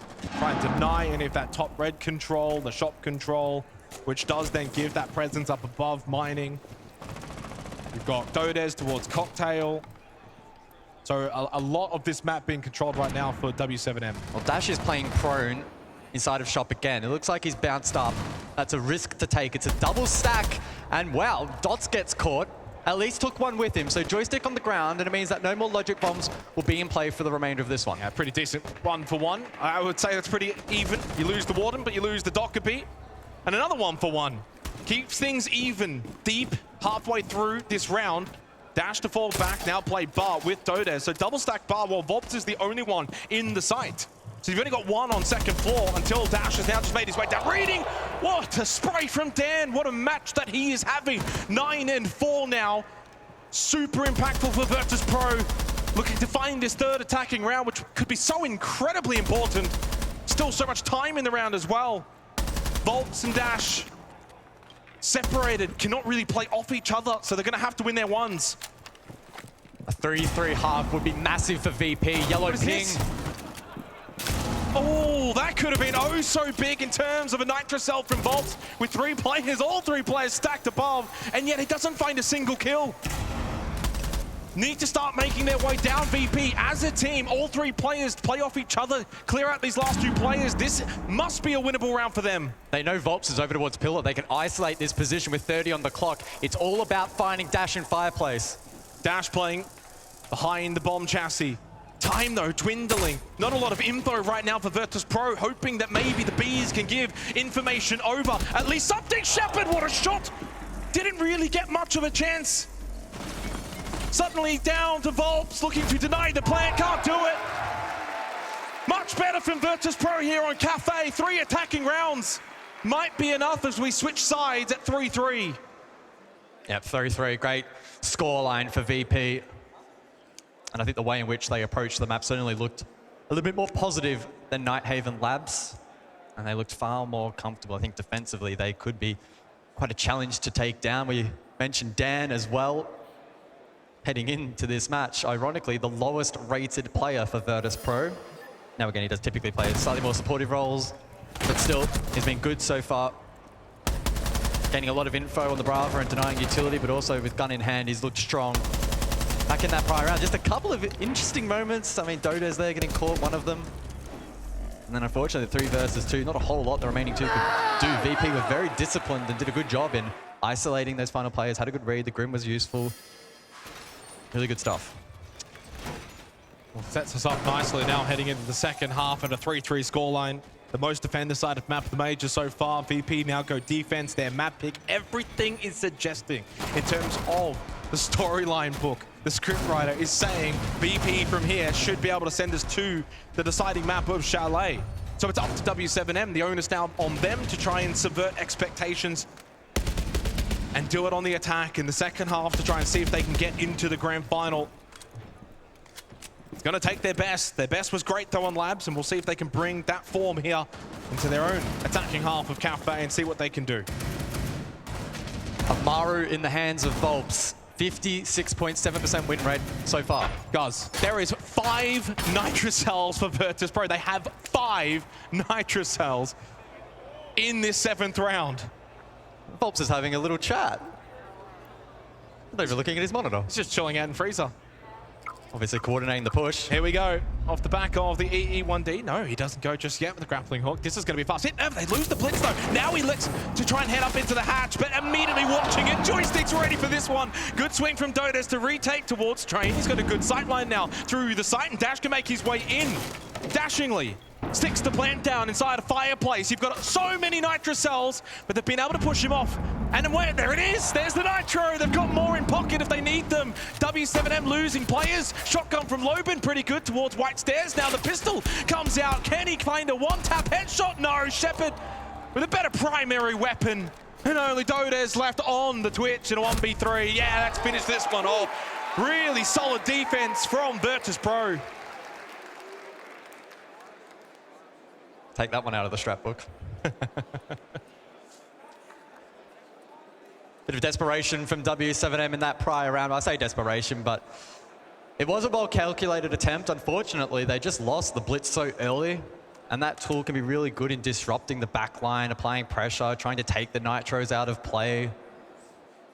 With that, yeah, w7m forced the play. They kind of had to. They had no backup option, and yeah, fell short. I mean, as soon as you lose that blitz in the initial onslaught, it really does affect the rest of the play. There's the point of view from Joystick, an absolute freebie onto Dots, and you have to just wonder, surely they were more prepared. Did they not drone out Train? He didn't look ready for that player to be in that position, and in the end, it was actually rather easy and comfortable for Virtus.pro, despite the frenetic pace that was set by w7m. It just doesn't work maybe as well here on Kafe as it could on Labs. 4-3, VP take the lead. Starting to get that sense of feeling that maybe all 3 maps could be required for this second semi-final. The Deimos then to be brought out round 8. Very powerful operator on this objective with a lot of vert in play, and typically teams want to help, or need help clearing the map, and so those death marks can be incredibly useful. A good round from Joystick then. Back on round 7, initial spawn peek attempt here, but relocates over to Bakery. Anchor position that can at times be a challenge to clear, and no Capital, no Grim, for instance, for W7M. Again, likely to be reliant on the Blitz in attacking that backline and helping to flush out positions. But the lineup to suggest it will be top down with, again, double vert. I love the yokai, though, inside of Bakery, that if we see Dots on the Blitz try and make his way in to clear out Joystick's position, that yokai can be enough to offset the Blitz, find an easy kill, and deny that avenue of attack for W7M. Dodas, top white. Some top floor control, at least for W7M. White stairs, cocktail, taken. Everyone else pretty much on the exterior. Dodas is continuing to just clear his way down white stairs. Inside of VIP right now is Dan.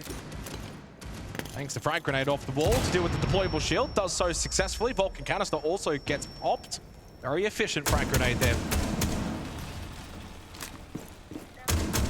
So vert in play then uncontested by the defense. And we'll see what W7M eventually look to shape up for. They do have options available. It doesn't necessarily have to be a freezer drop into a default kit. But Bakery at this point in time has been bolstered by Virtus.pro. In the meantime, Logan to come across and the Skyros trick onto the hatch should be able to open this up, provided he has positioned those correctly, and I believe he has. In clearing the Electro Claw, it's a success. 4 to follow. Hatch will be opened up. So we're probably going to go back to Dan here. He's going to be a key part. Well, you got Dots on the Blitz, but going into the Warden of Dan, if he's ready with the glasses, he could be able to deal with the Blitz. They got the Deimos as well. Dots makes his way in. Dan doing his best to try and fall back. Pulls the pistol out. Nicely played from Dots. 2 kills found, though, on site for VP. So even though VIP has been taken, again, more trade. Shepard, though, trading so well. Another 1-3 in the round for Shepard, and only Dots remains.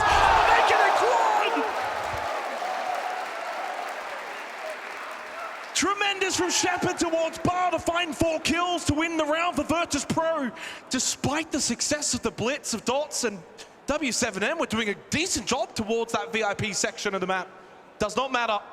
They could not push through Shepard. Tactical timeout taken for W7M as they are on the verge of losing this second map and heading to Chalet.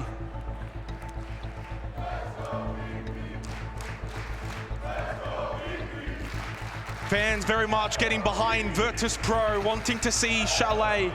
They're up 5-3. They've won 5 of the last 6 rounds. Truly looking dominant here on Kafe.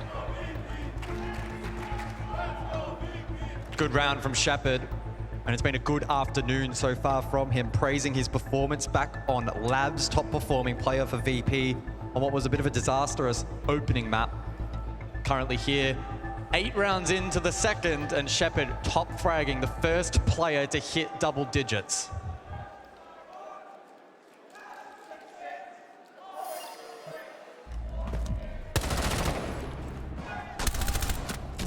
Well, actually, the opening 2 kills of the round went the way of W7M. The trades were swift, though, imminent, almost instantaneous. And Shepard was the difference maker over towards Bar. 4 kills to close out. And you can see what it means for Virtus.pro after a disaster on Labs. They've been able to work their way back into form on Kafe. Up 5-3, 2 rounds away. Trying to send this one to Chalet.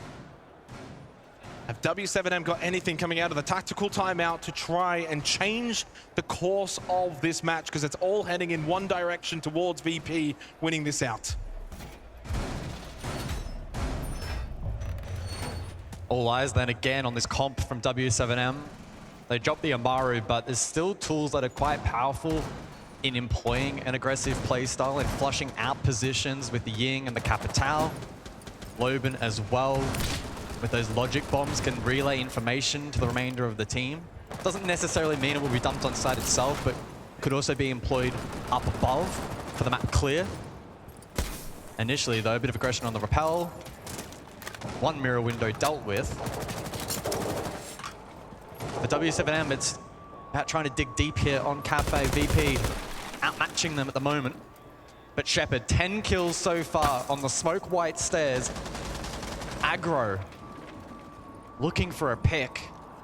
Doda is giving him absolutely nothing though for free. It's a bit of a standoff at the moment. Gasbabe in response. And one aspect for w7m that has been working, 5 of the last 8 rounds, they've actually got the opening kills, but 3 of those have not been converted into round wins. So they're starting well, getting picks, opening up VP, then unable to follow it up. Dan almost losing his life in backstore. It would be rough to lose the Warden at this point into the round. Almost yet another opening kill for w7m. Heard the Nitrocell go off in the background from Pasha. Struggling to get involved so far in the semi-final. 2-6 here on Kafe. Overall, he's actually 6-15. And Dodes does find the opening kill on to Always. Yet another one for w7m. So strong in this statistic as Shepard quickly evens it up. Keeps it at that 4 versus 4 now, and he has just been so sensational in this series. 19 and 11 overall. Big swing, dots and bolts, quick 2 for w7m. Picking up the pace as the edge jab, though, does just keep Joystick outside of the map for a little bit longer. He'll make his way back in safely, though, towards bot white. Ooh, Shepard clean again, but Dodes shuts him down and leaves it all up to Joystick, and Dodes holds down White Stairs. Super fast-paced round for w7m, catching Virtus.pro off guard by 4. And just puts the pressure back on. Really good response from w7m coming out of the tactical timeout. Super clean round. Keeps the scoreboard close. Yeah, a little bit more unorthodox there from w7m on the top floor clear. Good pressure, white corridor. That really helped unlock a lot of those key positions, like the washrooms rotate and the pixel hold. Not much in the way of a response from VP defensively, and then with Joystick going on a vacation outside, his position was known and the retake was pretty much impossible at that point onwards. Here in the 4 versus 4, definitive moment right here from Volts. Connected with Dots, good pinch onto that particular position. VP thrown into chaos. And then Joystick caught. Good from w7m. As we prepare then for round number 10. Who can get to match point or map point first? VP, they elect to go across to mining. And we'll see if they can formulate a response here. Yeah, we're seeing a little bit of mining, actually. Of course, we saw it at the close of the opening half was unsuccessful for w7m, but it was then chosen to start the half and successfully defended by VP. They go back for the second time in this half. 5-4. w7m would put an immense amount of pressure onto Virtus.pro if they can tie up this scoreboard and get themselves oh so close to the grand final. Again, dominating in the early portions of these rounds. 5 of the last 6 opening kills have gone the way of w7m. It is a stat that VP must look to try and turn around. It's far too much of an advantage in the long run to expect to continue to find results being down players too often in the early portions of these rounds. And someone like Pasha really needs to try and find some form here in the semi-final. We know that he can turn it around statistically very quickly. 2 and 7. Didn't have much impact either on Labs. Must find a way to lock in, get a few big kills, get some hyper momentum for even just him individually. Good drone work here from Volbs to find some information towards backstore. w7m playing quite calculated, changing up their pacing as they changed it up in the last round to go faster. This round, they go a little bit slower. Ooh, lounge control, but it's a bit precarious for w7m. Long line of sight over towards Cocktail, although that position vacated. It's just partial on 3rd floor, but he drops down to the 2nd, and so that means that w7m have a little bit more freedom up above. Yeah, forfeited right now. VP, no one playing top floor anymore, not even holding Cocktail at this point, despite the fact that for w7m, they haven't really pushed all the way across. This is classic VP. Try to fall back, play the site, let that time dwindle down, force w7m to hit site with little time remaining. Then that means the margin for error much slimmer. Pasha reading, big position, big power position. Nothing's going Pasha's way. Another pick early for w7m. Yeah, he was watching that for so long as well. Frustrating for Pasha. 45 seconds then on the clock. It may well come down to the likes of Joystick in mining to try and put down a final stand. Shepard down below with a Nitrocell. Could that be a factor that determines this round? Late 30 seconds now. Dodes still washroom, still so much top floor right now for w7m, considering the time remaining. Not a ton of time, and the pressure now beginning to build for w7m. Diffuser in the hands of Dots, but it's Joystick. He falls. No final stand. 15 seconds and the drop to follow. Shepard still has that Nitro Cell right now. It feels like they just need to deny the plant. Oh, Dan again, double from the bomb chassis. And suddenly the kit not even in the hands of w7m. He's changed the course of this round. Can he find a third again? Dan has gone absolutely nuts inside of the site. 12 and 6, no time remaining. Dan is the man. Virtus.pro have acquired map point here on Kafe. Dan is putting in an all-time effort to try and send us to Chalet. Certainly not the worst of reads there from w7m after finding Joystick in train, but dining left unchecked. High degree of difficulty there for Dan with the SMG to land blow after blow, but remained composed under an immense amount of pressure. A testament to his experience, and with that, it's map point for VP. I mean, 6 of 7 rounds in terms of the opening kills for w7m, and they've failed to convert in 4 of those rounds. It is quite staggering. The fact that once again they got the kill on Pasha. It's a 5v3 at this point. They're just dropping hatch, ready to try and overload the site. Dan has just got a great position. No one was even trying to contest him. They were just worrying about trying to drop the hatch, push out, get control towards site, focus towards mining.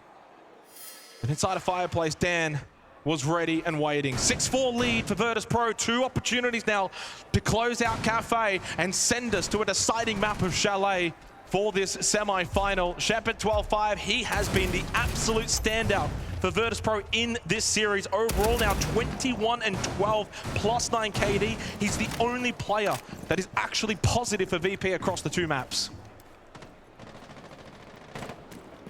Is there a third map brewing then between these two?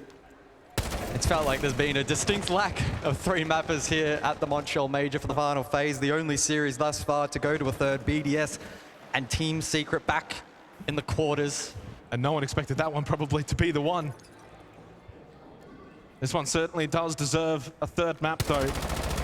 Virtus.pro's fight back after a very disappointing labs has been impressive on Kafe. Dan, some really crucial moments, some real round winners from him on Kafe. 12-6 now. He and Shepard have been the difference makers for Virtus.pro, who can now be the difference maker for w7m to try and find these next 2 rounds and send it to overtime. Subvert our expectations as to how we think this match is going to finish. Default taken out. w7m now trying to just really extend this map control. Top floor, middle floor. Put the pressure up above. As VP are very much now consolidated towards first floor only. Hey, playing bakery, playing site, playing bar. Really good horizontal defense right now from VP. VIP again for Dan on the Warden. Big power position. Dodes though in towards pillar. Does he look to try and make his way down brown stairs and look to contest bar? Unless we see a big pivot from w7m, it's likely to come down to that duel between Dots and Dan again through VIP. The blitz into the Warden. We did see that fight spill out a little bit over towards Whiskey last time out. But I think that might be the instigator. With 60 seconds on the clock. Pasha though in a rat position. Could that be the X factor that VP on defense need to get this one across the line? There's too much focus on Freezer. Still no pressure towards Bakery. Joystick always sitting very pretty there. They'll be able to then come back in towards site, help out on any kind of post plant. Dan towards VIP. Opening kill onto Loban. They're just trying to stick the plant deep inside a service. Will Dots get denied? This plant might be successful. And if it is, they could get... Oh, the Yokai! Huge burst denies Dots the ability to get the plant down. Double kill for Dodes though. And Dots will go once again. Round 2. Nitro Cell from Joystick, but shut down by Volps, and suddenly always in Shepard to be the heroes now. The kit's in a bad spot for w7m, and the time is certainly a factor. Easy one for always. Dash and Dodes towards bar, and they'll make their march together, always in the 1v2. Deep into red time. Dodes and Dash together.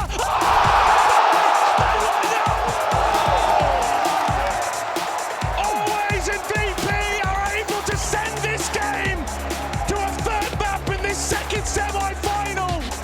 Chalet is waiting. VP acknowledging the crowd as they rile them up for a third map to come. We finally have a semi-final on our heads. 7-4 for Virtus.pro. The response on Kafe was required. It was energetic, and it has set us up for a grandstand finish in this semi-final. Chalet to come. Before that, though, back over to the desk. Thank you, boys. Yes, indeed, we are going the distance the first time since one quarterfinal. This is only the second time. needed this. We did. Virtus.pro needed this. Yeah, and honestly, they've performed exactly what we needed them to do, right? W7m even pushed them laps. I mean, the biggest thing for me for VP that you could just watch throughout this match, they absolutely 110% trusted one another. Their team play, their coordination, just going off of these refrags one after another, not letting W7m walk away with a lead in terms of the overall progression throughout the rounds. I mean, they trusted one another, and that's exactly what they need to bring this back and to now push this into a map 3. And I think when the map started out, Virtus.pro looked a little down, looked a little slow to adapt, so it was nice to see them bounce back, and getting that split, getting those rounds back is what put them obviously in the driver's seat once they got the defense. I had the little call in, I said all they need is just 2 rounds. They got more than that, and so obviously they were very comfortable managing getting those opening kills and not letting W7m run away. After those first 2 rounds, Virtus.pro was here to play. They locked in. They understood, listen, if we don't do anything, we're going to lose this game. What I will say is many individual plays here. Like lots of multi-kills, a lot of just high-octane action. Do we expect that to move forward in this series? I want to say it's important to be able to have those X factors, those teammates that can really pop off and carry a game. But again, when you're looking at VP, what I'm talking about, the teamwork was there. Even if a player is getting set up for success, it's more important to just note what is every player doing on that side of the map? How are they working? How are they facilitating of working a flank or just working a pick together? And that's what VP was doing extremely well. So regardless of Dan having a really pop-out performance that we have to acknowledge, because that was massive, going into this last time, everyone needs to lay everything out on the line or you're ended here. Yes, I mean, it was a lot of big individual plays, but that was because this was one of the most objective-oriented games of Kafe that we've seen in the tournament so far. It was always the objective first, kill second. Time was always dwindling down, and it was always focused around putting that diffuser down, and it came down to that almost every single round. And that's when the big players, when the time's down, people are stressing on attack, that's when big players come alive, and that was the great game plan that Virtus.pro had. From start to finish on attack, it was always orientated around that diffuser.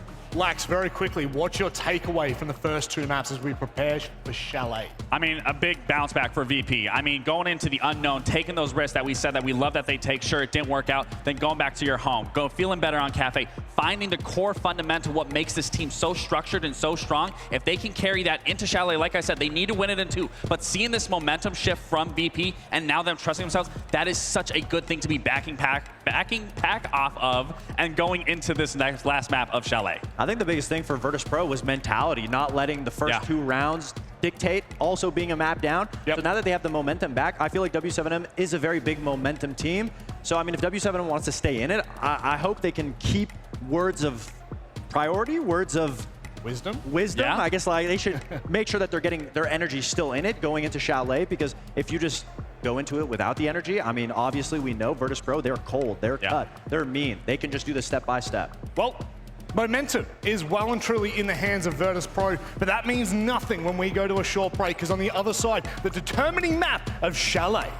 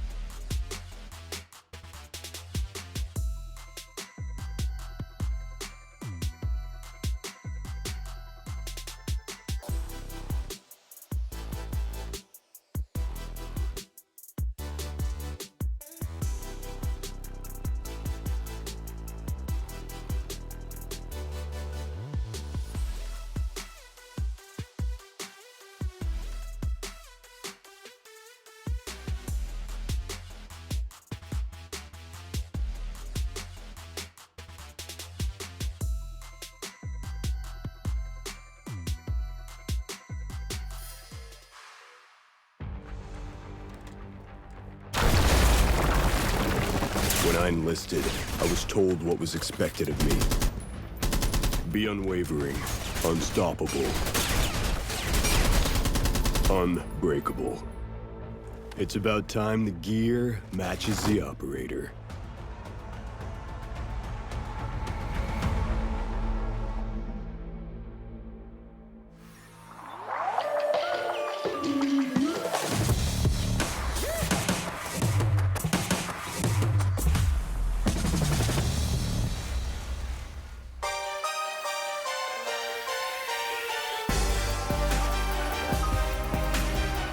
This series is going the distance. That's right, a semi-final heads to a third map to decide whether this will be entirely EU or whether Brazil will have a foot in this game.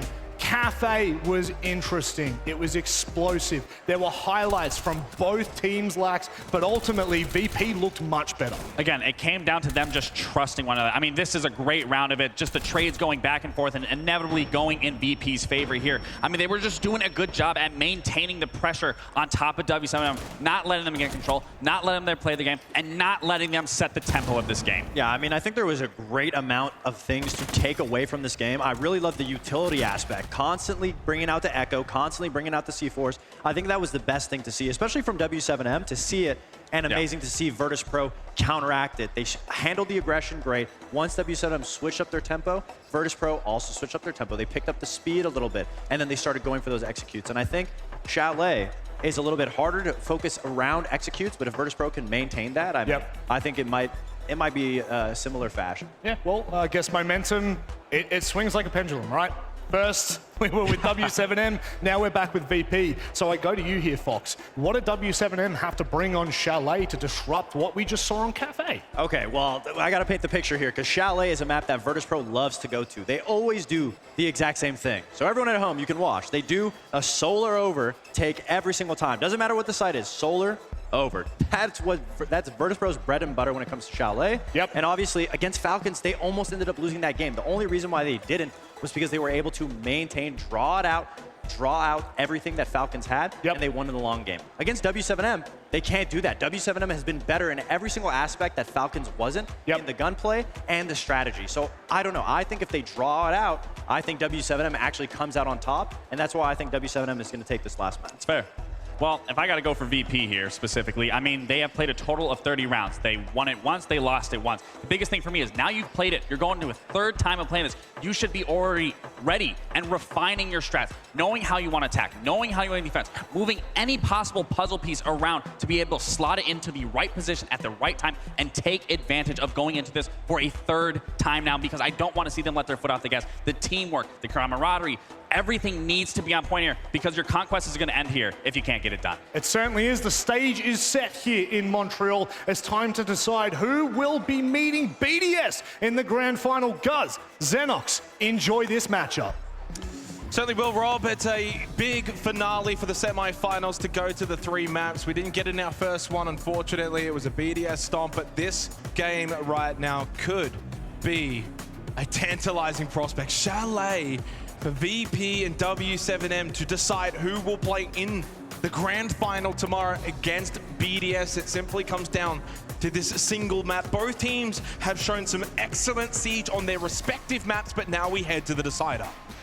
Whilst both maps so far haven't necessarily been close in scoreline, it has set us up for a third and final that I'm sure is going to be an absolute banger. I cannot wait to see who takes it out.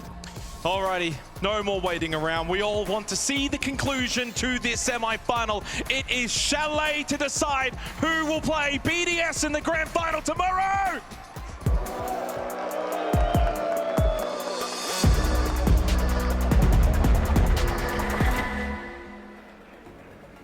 And for the final time, we must see where does this wonderful crowd have their allegiances. Are you backing in the Brazilians in w7m? Or do you want to see Virtus.pro finish this off and go into the grand final tomorrow? I think that's quite telling, Guz. VP certainly getting the backing here in Montreal. They attack first up on Chalet, the deciding map of this semi-final. The bans come through once again. The Montang will not be available, banned out by Virtus.pro. They also get rid of the Azami following the Grim ban from w7m. Certainly no surprise to hear a lot of fan support for VP in the crowd. Again, rattling off some of the history for this roster. The last grand final that they made under the VP or Empire banner was 6 Invitational 2022. Last major grand final all the way back in Mexico. And the last time they lifted a trophy here in North America over in Raleigh. So it has been such a long time since we've seen VP at the top. Can they finally reach that top of the mountain once more? You don't get too many opportunities, and this one is presented right before them for both teams. For Virtus.pro and for w7m, one single map will decide their fate as to whether or not they can make the grand final of the Montreal Major to take on BDS. It's fair to say whoever does win this map will probably go in tomorrow as the underdog, but at least you can be there. At least you can be in the ring to take some swings up against that juggernaut team. Final map. All comes down to a best of one. For Virtus.pro, they got decimated on Nighthaven Labs. w7m were far too good, far too aggressive. And on Kafe, while it did take a while to get going, VP certainly did. They found that momentum. They were able to take out their map pick. 7-3, 7-4, the two scorelines. We'll see whether or not this one can go down to the wire. So VP on attack, as mentioned by Fox, expecting a lot of these attacks to be spearheaded from the solar side of the map. Fully across, obtaining all of that control. Perhaps the reason as to why w7m have taken that Grim off the board, as it may limit their ability to crowd control a little bit. It does mean, though, that the Ash is in play, as we may see that from Joystick at some point, but it's the buck for the opening round. Powerful tool for Ver. But the attack is really going to be spearheaded by these entries eventually.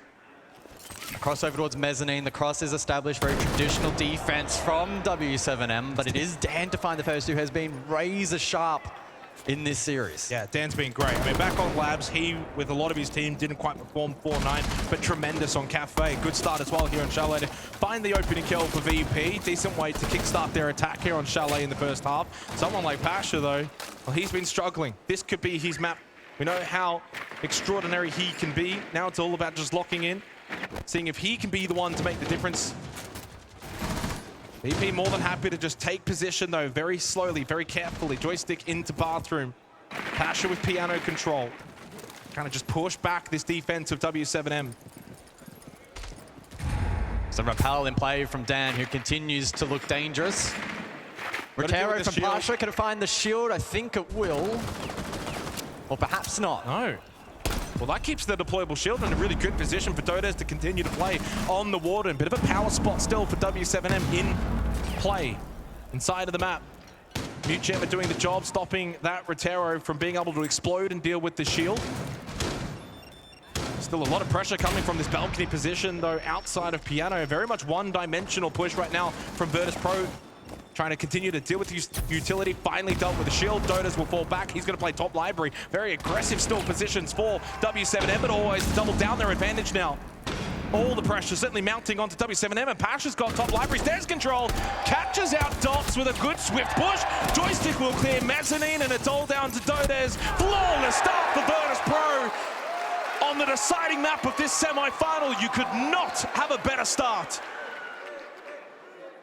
Almost a perfect attack there from VP, running into little resistance.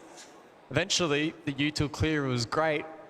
And even with Mezzanine not fully cleared, they were able to find value elsewhere, maintain that strong advantage. There wasn't much firepower back from w7m. They were just far too stagnant on the defense, sitting back, playing their positions. When they got pressured, they'd just fall back, try and at least keep themselves alive. But there was really just no answer outside of that from Loban, who's been so aggressive, and really probably since Labs, it hasn't quite been working. Yes, on Labs, he was instrumental for their victory, but just no need to do that at that point in the round. Opens things up for VP, and then they've just got the numbers to flood through. A flawless start, certainly a statement made by VP to begin here on Chalet.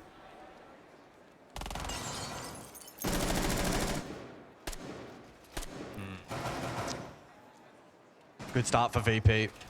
We'll see if they can keep the ball rolling. Rear windows facing over towards that solar take. w7m very much anticipating the clear across. And establishing that backline as well in such a way that they can play deep angles as well if they so desire. Key tools for VP in this round will most certainly be the Deimos and the Capitao combination, even the air jabs from Nomad as well, if they look to triple down sell the stairs and clear that position in the absence of the Grim. So there'll be an onus on VP being very coordinated in this round, in vying for that control. Dots in the meanwhile looking to be very vigilant of any potential drones from VP. Shock drone to follow. We'll see what kind of an impact this may have. Pasha looking for the magnets from the Wamai. Yeah, magnets, if not mine. Eventually maybe mirror window, proximity alarms, bulletproof cameras, lots of utility that can be dealt with by the Twitch drone. Ooh. Oh no. Oh, that's a powerful shot from Dan onto Dotas. The way that Dan's been going, I'm surprised he actually didn't find that opening kill. Dotas just sitting in the hot tub with the deployable shield. But down to about half HP. Oh, this is going to be a free mirror window pop. Pasha on these shock drones. Can he get any more value? No. Stepped on by the Warden. VP happy with their pacing though so far as they're able to play the util game perfectly. Oh, they're looking to pivot as well. Instead of the util dump over towards Solar, it's an emphasis now over towards the library portion of the map. Deathmark Mez. That's Dash. Still has that mirror window to play behind that one, not disrupted by Pasha with the shock drones. But Shepard has a read. Shock drone to follow right on cue. And so Dash now under a lot of pressure, but he stands up and finds the first. Clean shot from Dash. Joystick failing on the entry. Bulb's also getting rid of Pasha, and just like that, despite the util advantage that we've seen from VP, they can't win the gunfights. Dota's stuck over towards bathroom, but a bit of help and down will fall. Good swing from Loban. W7m have been able to really offset the early advantage from VP. Shepard has yellow pink intel, needs to find this kill, does find the kill. Still a bit of time, acquires the diffuser. And Dota is very low on health, does offer an entry point eventually later in the round in terms of an easy kill. Deathmark activated now onto Dash, his position will be known. W7m though can certainly fall back, play sight, not a lot of time left, and they've got the numbers here. They can look to establish crossfires, Nitro as well for Dots. Only 30 seconds for VP to work with, always trying to sneak forward, but up close. Default's up! Over towards Library, he was being spotted the whole time, always swung by Loban. A basic error into a catastrophic kill. Easy round now, certainly for W7m. If there was any hope, that default being left up has cost them. W7m with an early defensive round, all tied up here, 1-1. Didn't really feel like it was a lack of information, certainly not time for VP in that round, but purely execution based, falling short of the mark. W7m doing a good job. Think about the hold over towards Mezzanine in the face of that pivot from the attack to the library side of the map. Starts to unravel from that point forward. Bit of pressure creeping into the round. The default, as you mentioned, still left up. Although at that point, it was pretty much over for VP. They had an opportunity right there to maybe get the opening kill, and as mentioned, Dash there at Mez did a really good job. Ran out double window, that was clean, and whilst it was traded, it was far too late. And then W7m able to easily clean up that round. Yeah, definitely a strong round for W7m. Feels like at this point, in terms of that momentum swing, VP coming into this game after winning Kafe, if they had got on a roll, it could have been very detrimental for W7m, but getting one on the board early on the defense of Chalet offsets that completely. This feels as neutral as this series has really ever been. 1-1 final map, both teams finding success early on for Chalet.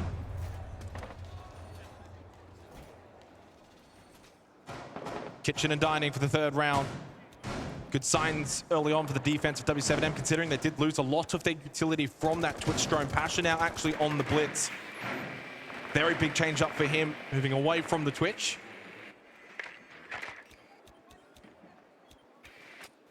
Again though, as we flick through those drones, it feels again like VP have a rather good read as to what hold W7m are looking to employ.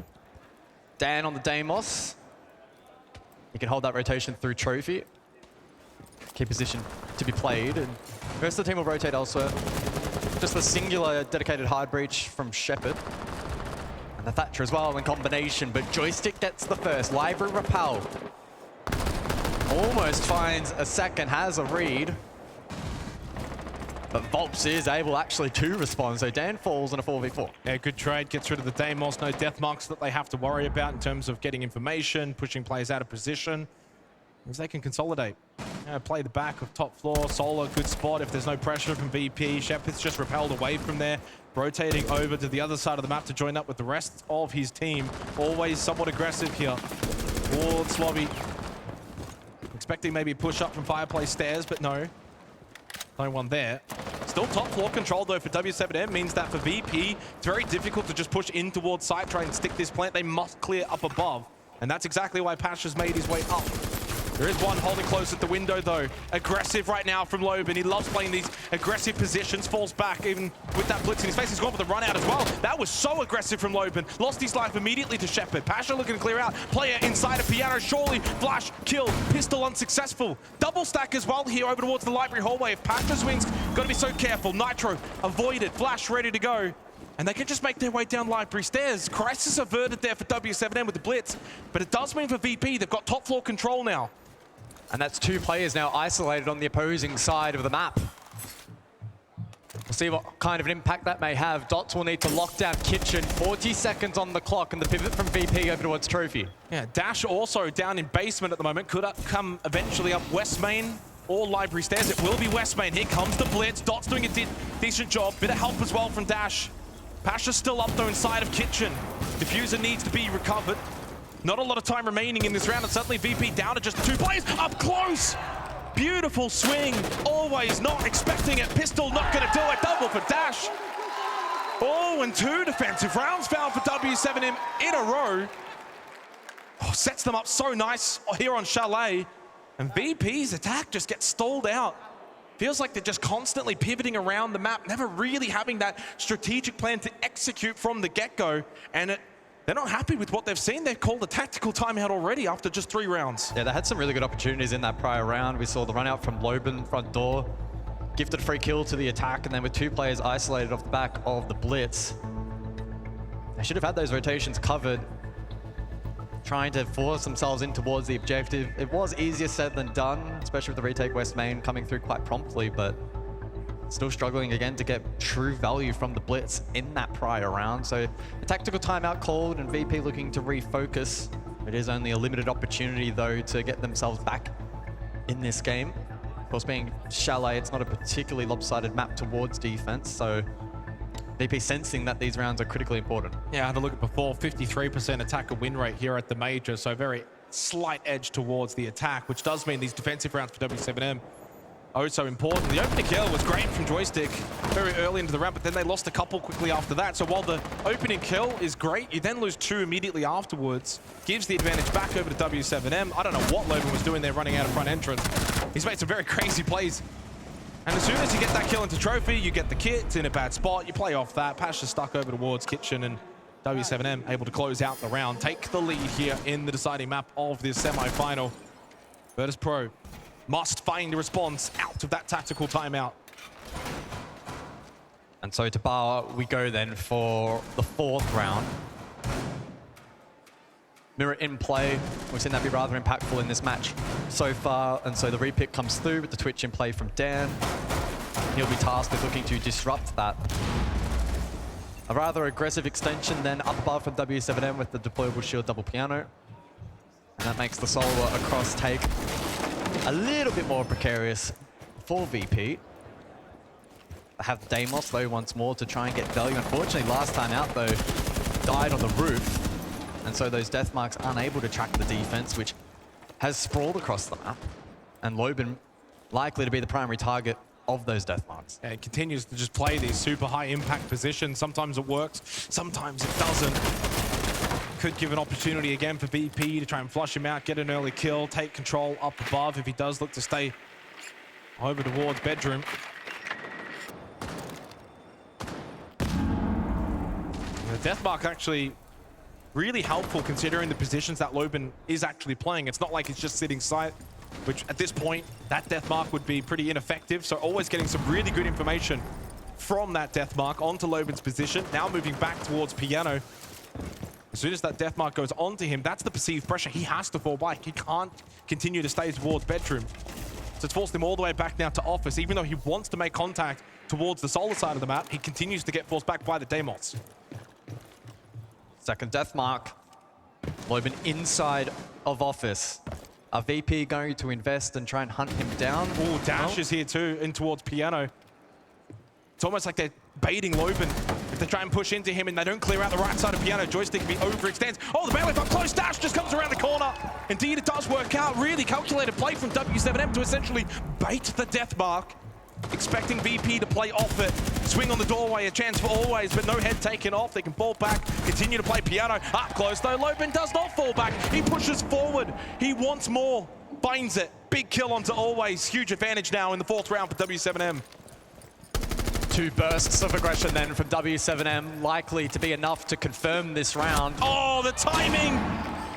Pasha's just spraying the doorway, holding, pulls out the flash, dead. Loben times it perfectly. VP in a bit of a hole now in the 4th round, must dig their way out of it. Dan does find one. Shepard probably needed that kill. Dead again, and he's got Barstock as well. Great position if Shepard can make his way over with the diffuser. 30 seconds remaining. Down the hallway. Bolt goes out, but he steps on a goo mine, and that's not what you need. Down to 2 HP, pulls it out. It almost feels like Dan almost needs to get out of Barstock and help him out, but it's such a power position. If Shepard can make his way in, just tries to sit in towards Bar, but he needs to play off his teammate, but runs into the vert angle, held up above, and Bolts with a double. Oh, so well played from w7m. And the tactical timeout for VP gets them nothing. Yeah, that clear from Solar across. Not particularly clean, and w7m finding, again, those opportunities to aggress, push forward, in between those death marks, which were keeping Loben at bay for the most part. The rest of the team then steps up. This moment from Dash was huge. Bailiff in hand, just pushes forward. VP don't have a read, not expecting that push, and then the rest of the attack completely unraveled. Then in the 2v3, Dan tried his best to maintain that power position. If VP get the plant down, it would have been very intriguing, but the plant denial, far superior from the defense. Yeah, that was the issue. They had very little time. Had to make your way in very quickly. And that just means then you haven't cleared out up above. w7m still have those angles, and, well, lo and behold. The defense, though, from w7m has been, well, near on perfect.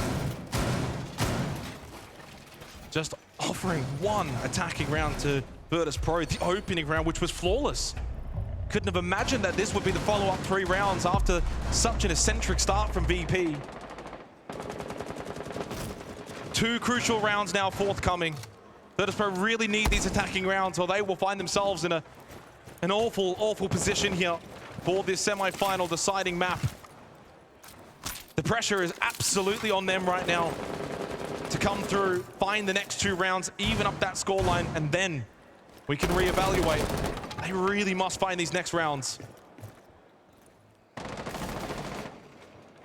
So it's Dash again over towards Mez with the mirror window in support. 6 kills for him so far.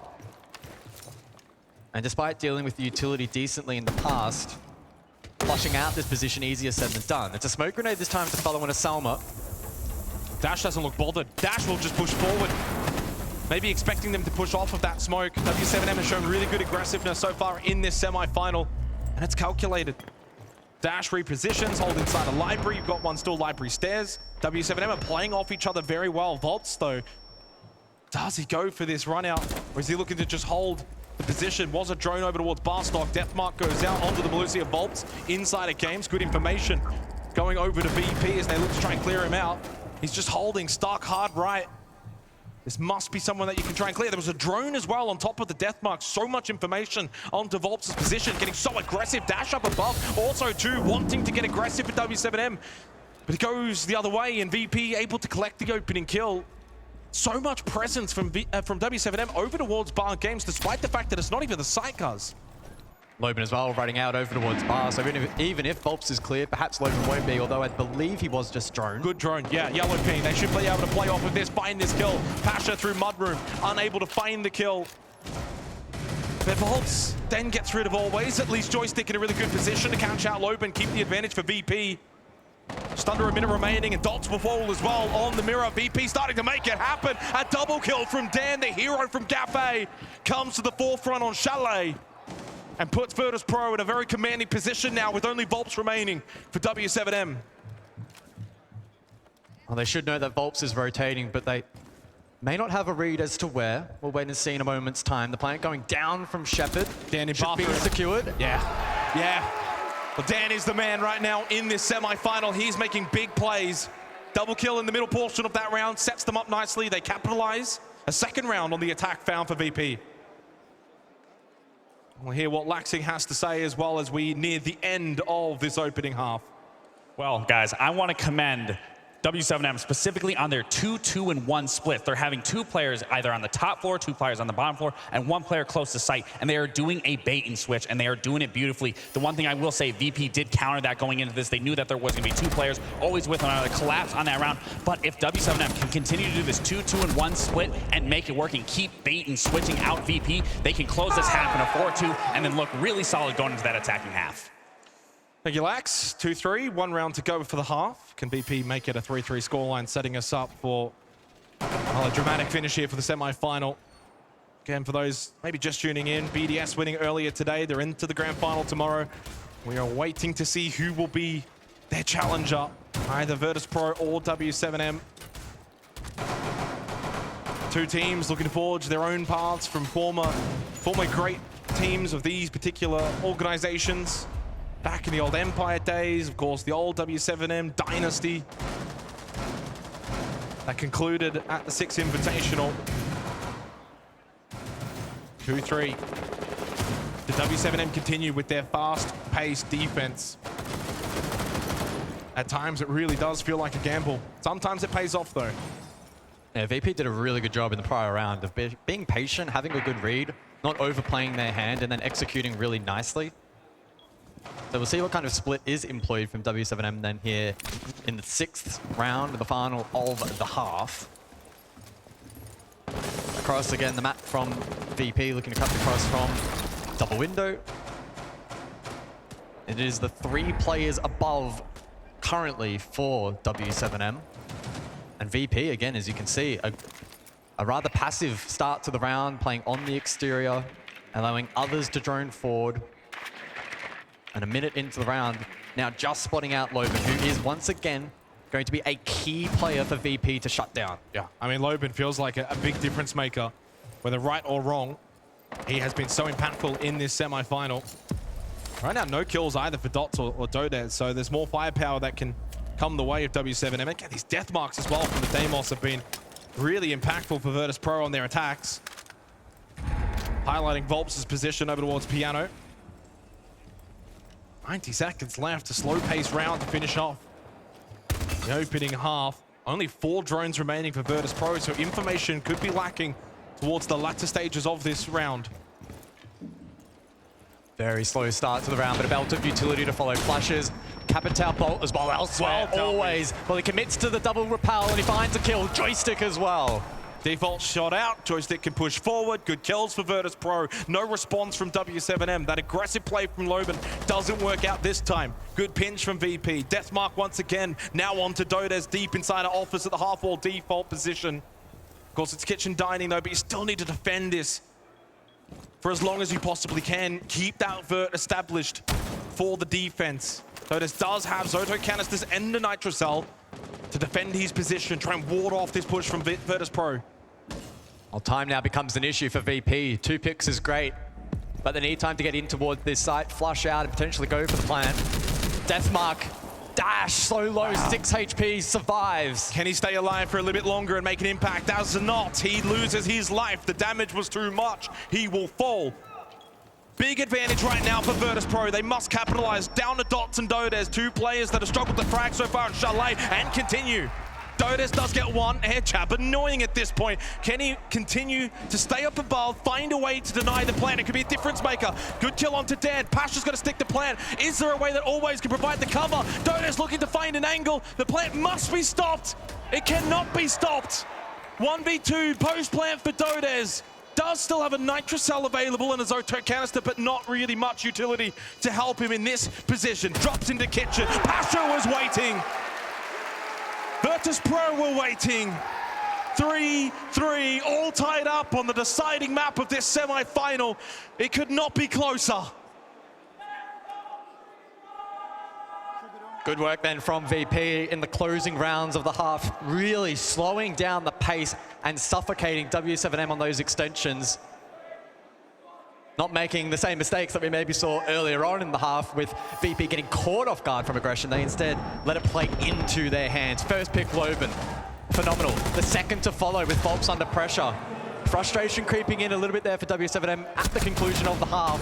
And then Dodez up above, limited time, just couldn't quite find line of sight onto the planter, never winning the retake there. I mean, no surprise, the frustration might be creeping in. You know, you go 3-1 up, you feel like you've got a really good lead, a bit of a handle on the game, a good chance to consolidate, maybe get, you know, a 4-2 lead at the end of the half, but you allow Virtus.pro back in. They win the final 2 rounds to close out the half, tie us up 3-3, and certainly they'll be more than capable on the defense as well. Chalet at this major has been rather 50-50. This should be a genuine 50-50 from here. Who can just close out better? Who's got the ability to be better in the clutch? And really, at this point, semifinals, majors, they all have these defining moments. One will be there. It's all about who can grasp it and be the one to step out into the spotlight, close this match out, send your team to a grand final. Doesn't matter what happened on Labs, doesn't matter what happened on Kafe. This second half is now so important for both teams. Jackal in play, round 7.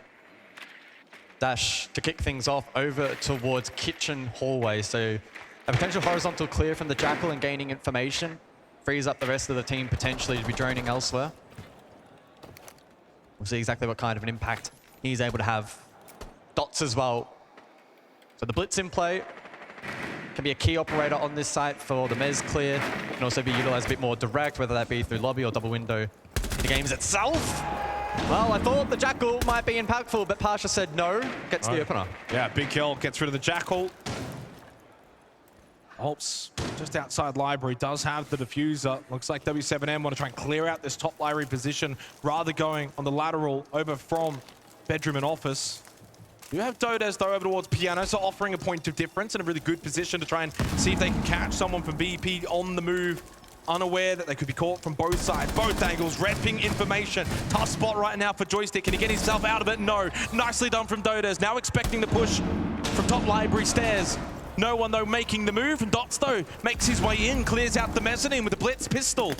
Always falling back now all the way. Bot library sensing the pressure mounting from this attack of w7m. They've been able to get some really good control of the map on the top floor. Yeah, unable to push back up there into the blitz, understandably so, not wanting to take an unfavorable one. It does though mean though, w7m with control up above. VP so reliant now on the Barstock backline to hold the fort for VP. They're double stacking it. They're putting everything, all their eggs in this basket right now from Pasha and Shepard. Always towards West Main can certainly offer a flanking opportunity for the defensive VP. And talk about a flank all the way up through Solar, looking to catch w7 off. This is a huge flank. Provided no one's watching this for w7m, always could change the course of this round. Well, Dash is on a 5-place camp, but it watching. is actually being held. Loben is ready and waiting for Always to make his push. Loben should never be losing this fight, and he does not. Shuts down the flank. Shepard falls inside a Barstock. Pasha gets 1, but 3 more required. And he can't beat out Dodez, and w7m's attack was quite clean to kickstart the second half. Yeah, pretty brutal attack to set the tone for the second half. Able to completely negate the impact of Jackal in that round early on. So the info gathering was a little bit lacking there. But it ultimately didn't matter in the end. VP stacking back of Barstock. The flank was the right option. Flank was the right option, but watching it an even better call. Yeah, it was a good start for VP as mentioned. But a good play there from Dodez, the blitz as well, getting value. Able to drop the Warden as well. Key counter. And then the stack disrupted. w7m doing a really, really good job of just breaking down each part of that hold. Of the 7 rounds played, 5 opening kills for Virtus.pro, but 2 of those have not been converted. So at least doing well in the early portions of these rounds. It feels like they got more control of the early portion, but w7m's ability to then fight back, down a player, get the round back on their terms has been paramount.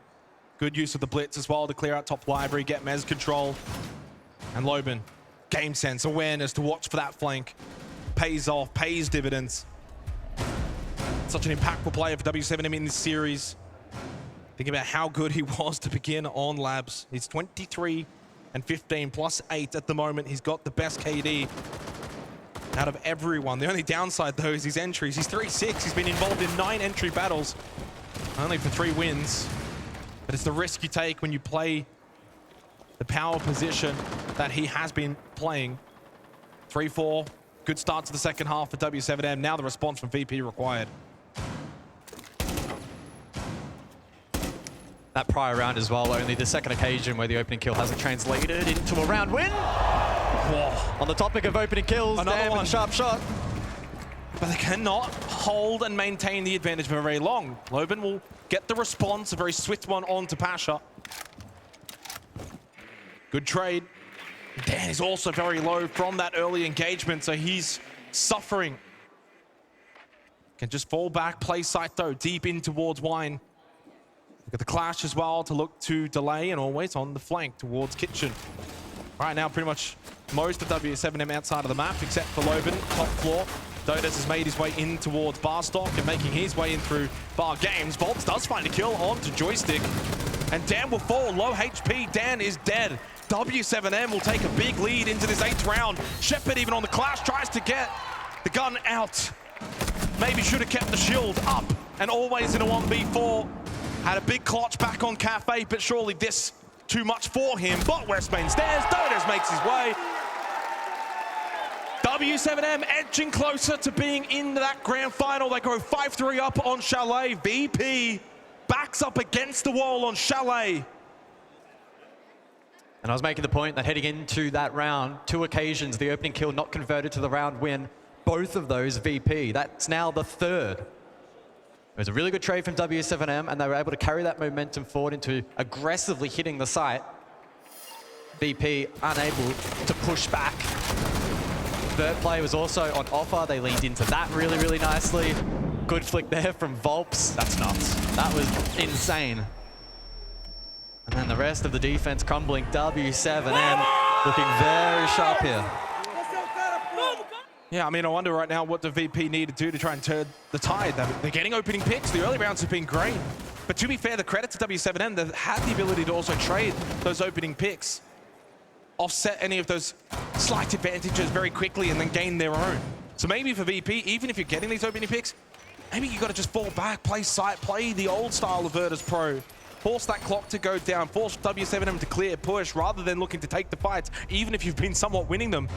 In the very early portions of these rounds, they're on a 4 opening kill streak.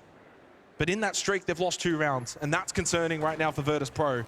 They've got to be better in the late round scenarios. Carly in play for Loban. It has had a 2% pick rate when available at this event thus far. And with the castle in play, those Lancers will be a powerful tool in disrupting that, especially at range. And there's also some long lines of sight that you can cut off with the sniper. So he'll be a threat to keep an eye on over the course of this round. 6 kills for Loban so far, despite VP's best efforts in shutting him down in the first half. Shepard just stationed over on the trophy side here, stairs to be exact. Definitely someone to keep an eye on as to where they want to hold. Of course, the Kali there as the counter, so you know, if the clash is towards Solid, you try and get the Kali over towards that side of the map. Shepard playing very patiently though. Very aggressive position. Really, all he needs to do is delay, stall out, not give up this solid position to w7m. Air jab. Clearly, a lot of work being put in right now from w7m to try and deal with this clash. Shepard holding strong. They've lost Joystick. Now getting pushed at as well. Down trophy stairs. Shepard just continuing to fall back. The pressure from Dodos is paramount. Default finally dealt with. Dodos may be expecting for someone to be playing off the clash, but no, Shepard's by himself on a bit of an island. Oh, it's an awkward standoff. Minute 20 remaining in the round. Shepard looking to hold this ground and feed as much information to the rest of the team as possible. Dot's spotted now as well. I mean, it's good information. The fact that he knows two of them have actually pushed in towards Solar. That's something that VP needs to try and play off, and Pasha does a tremendous job inside a bathroom to find the 2 kills. Loban cannot help out on the Kali and get involved, and with that, VP have now put themselves in a very good position to find so required round, but Volps wins the battle in towards Piano. Pasha, can he win another one? The air jab, annoying, but he stays alive. Somehow, never mind, shot through the wall, dash, finds 2. Advantage w7m, and Shepard all by himself now.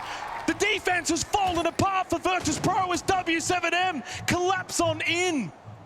Kill by kill, they put themselves in a tremendous position. The clash is just not going to do enough. w7m 1 round away from the grand final. A bit of shell shock perhaps setting in here for VP. w7m having all the answers in this second half. Methodically clearing that defense. Avoiding some of the pitfalls there of the hold presented from VP, and doing a phenomenal job in shutting it down, leaving the clash to last as well. Quite ironic considering Shepard was one of the first points of contact there for Virtus.pro. And now 3 opportunities for w7m to close this one out. I mean, this is either going to end in a bit of a, well, comfortable fashion for w7m, or maybe Virtus.pro could give us one last fairy tale finish here at the Montreal Major that will set this game alight.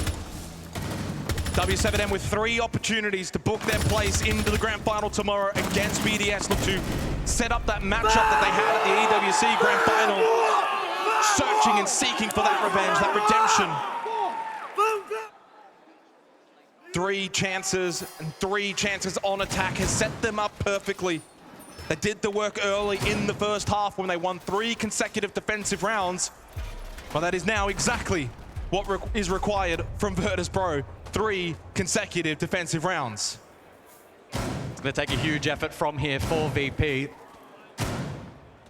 Haven't quite been up to the challenge in the second half here on Chalet. w7m and their tempo here on attack has been extremely difficult to tame. Shock drones in play alongside Rotero, so 2 drone specialists on the board for w7m who find the opening kill. Pasha falls. It's been a bit of a rough day at the office for Pasha. He's had some good moments, but he falls here in a critical round. w7m with the advantage. And honestly, my eyes are on Dan here. Over towards Mez. He's had some big moments on the anchor so far in this match. He is much needed from VP again. Yeah, can't be all just Dan though. I mean, he's made some huge plays in this semi-final, and if he does it again, he might just become a hero. Shepard still up, Joystick still up. You've got some real big, impactful players for Virtus.pro, down a player, but as we've seen firsthand here on Chalet, w7m have won plenty of rounds despite losing that opening death anyway. So VP now need to just do the same. He's still on defense, he'll get opportunities. Playing a pretty good site in terms of being able to fall back, play power positions. They still haven't cleared out this Mez from Dan on the Warden. Still holds his deployable shield always towards Library Stairs. So he's still got good positions.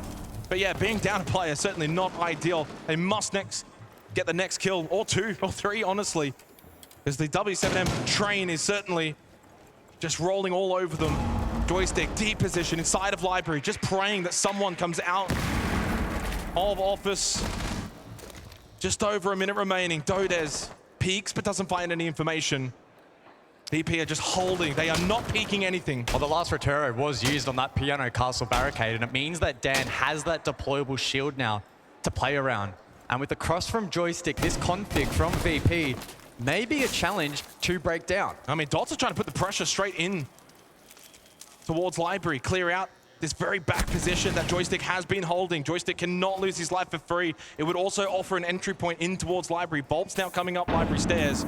The time is certainly ticking away. Full wipe from that flash. Dots prone in towards Library. Volps will lose his life to Always. Dan is still at the mezzanine position with this shield. Must win the fight. He cannot, but Always up clutch. Only got the 2 before eventually falling at Library Stairs in a 2v3 now. VP are on the ropes. Backs up against the wall as w7m are looking to make a grand final. Once again, this organization always has the ability. It's a new team, a new roster, but it's the same old org.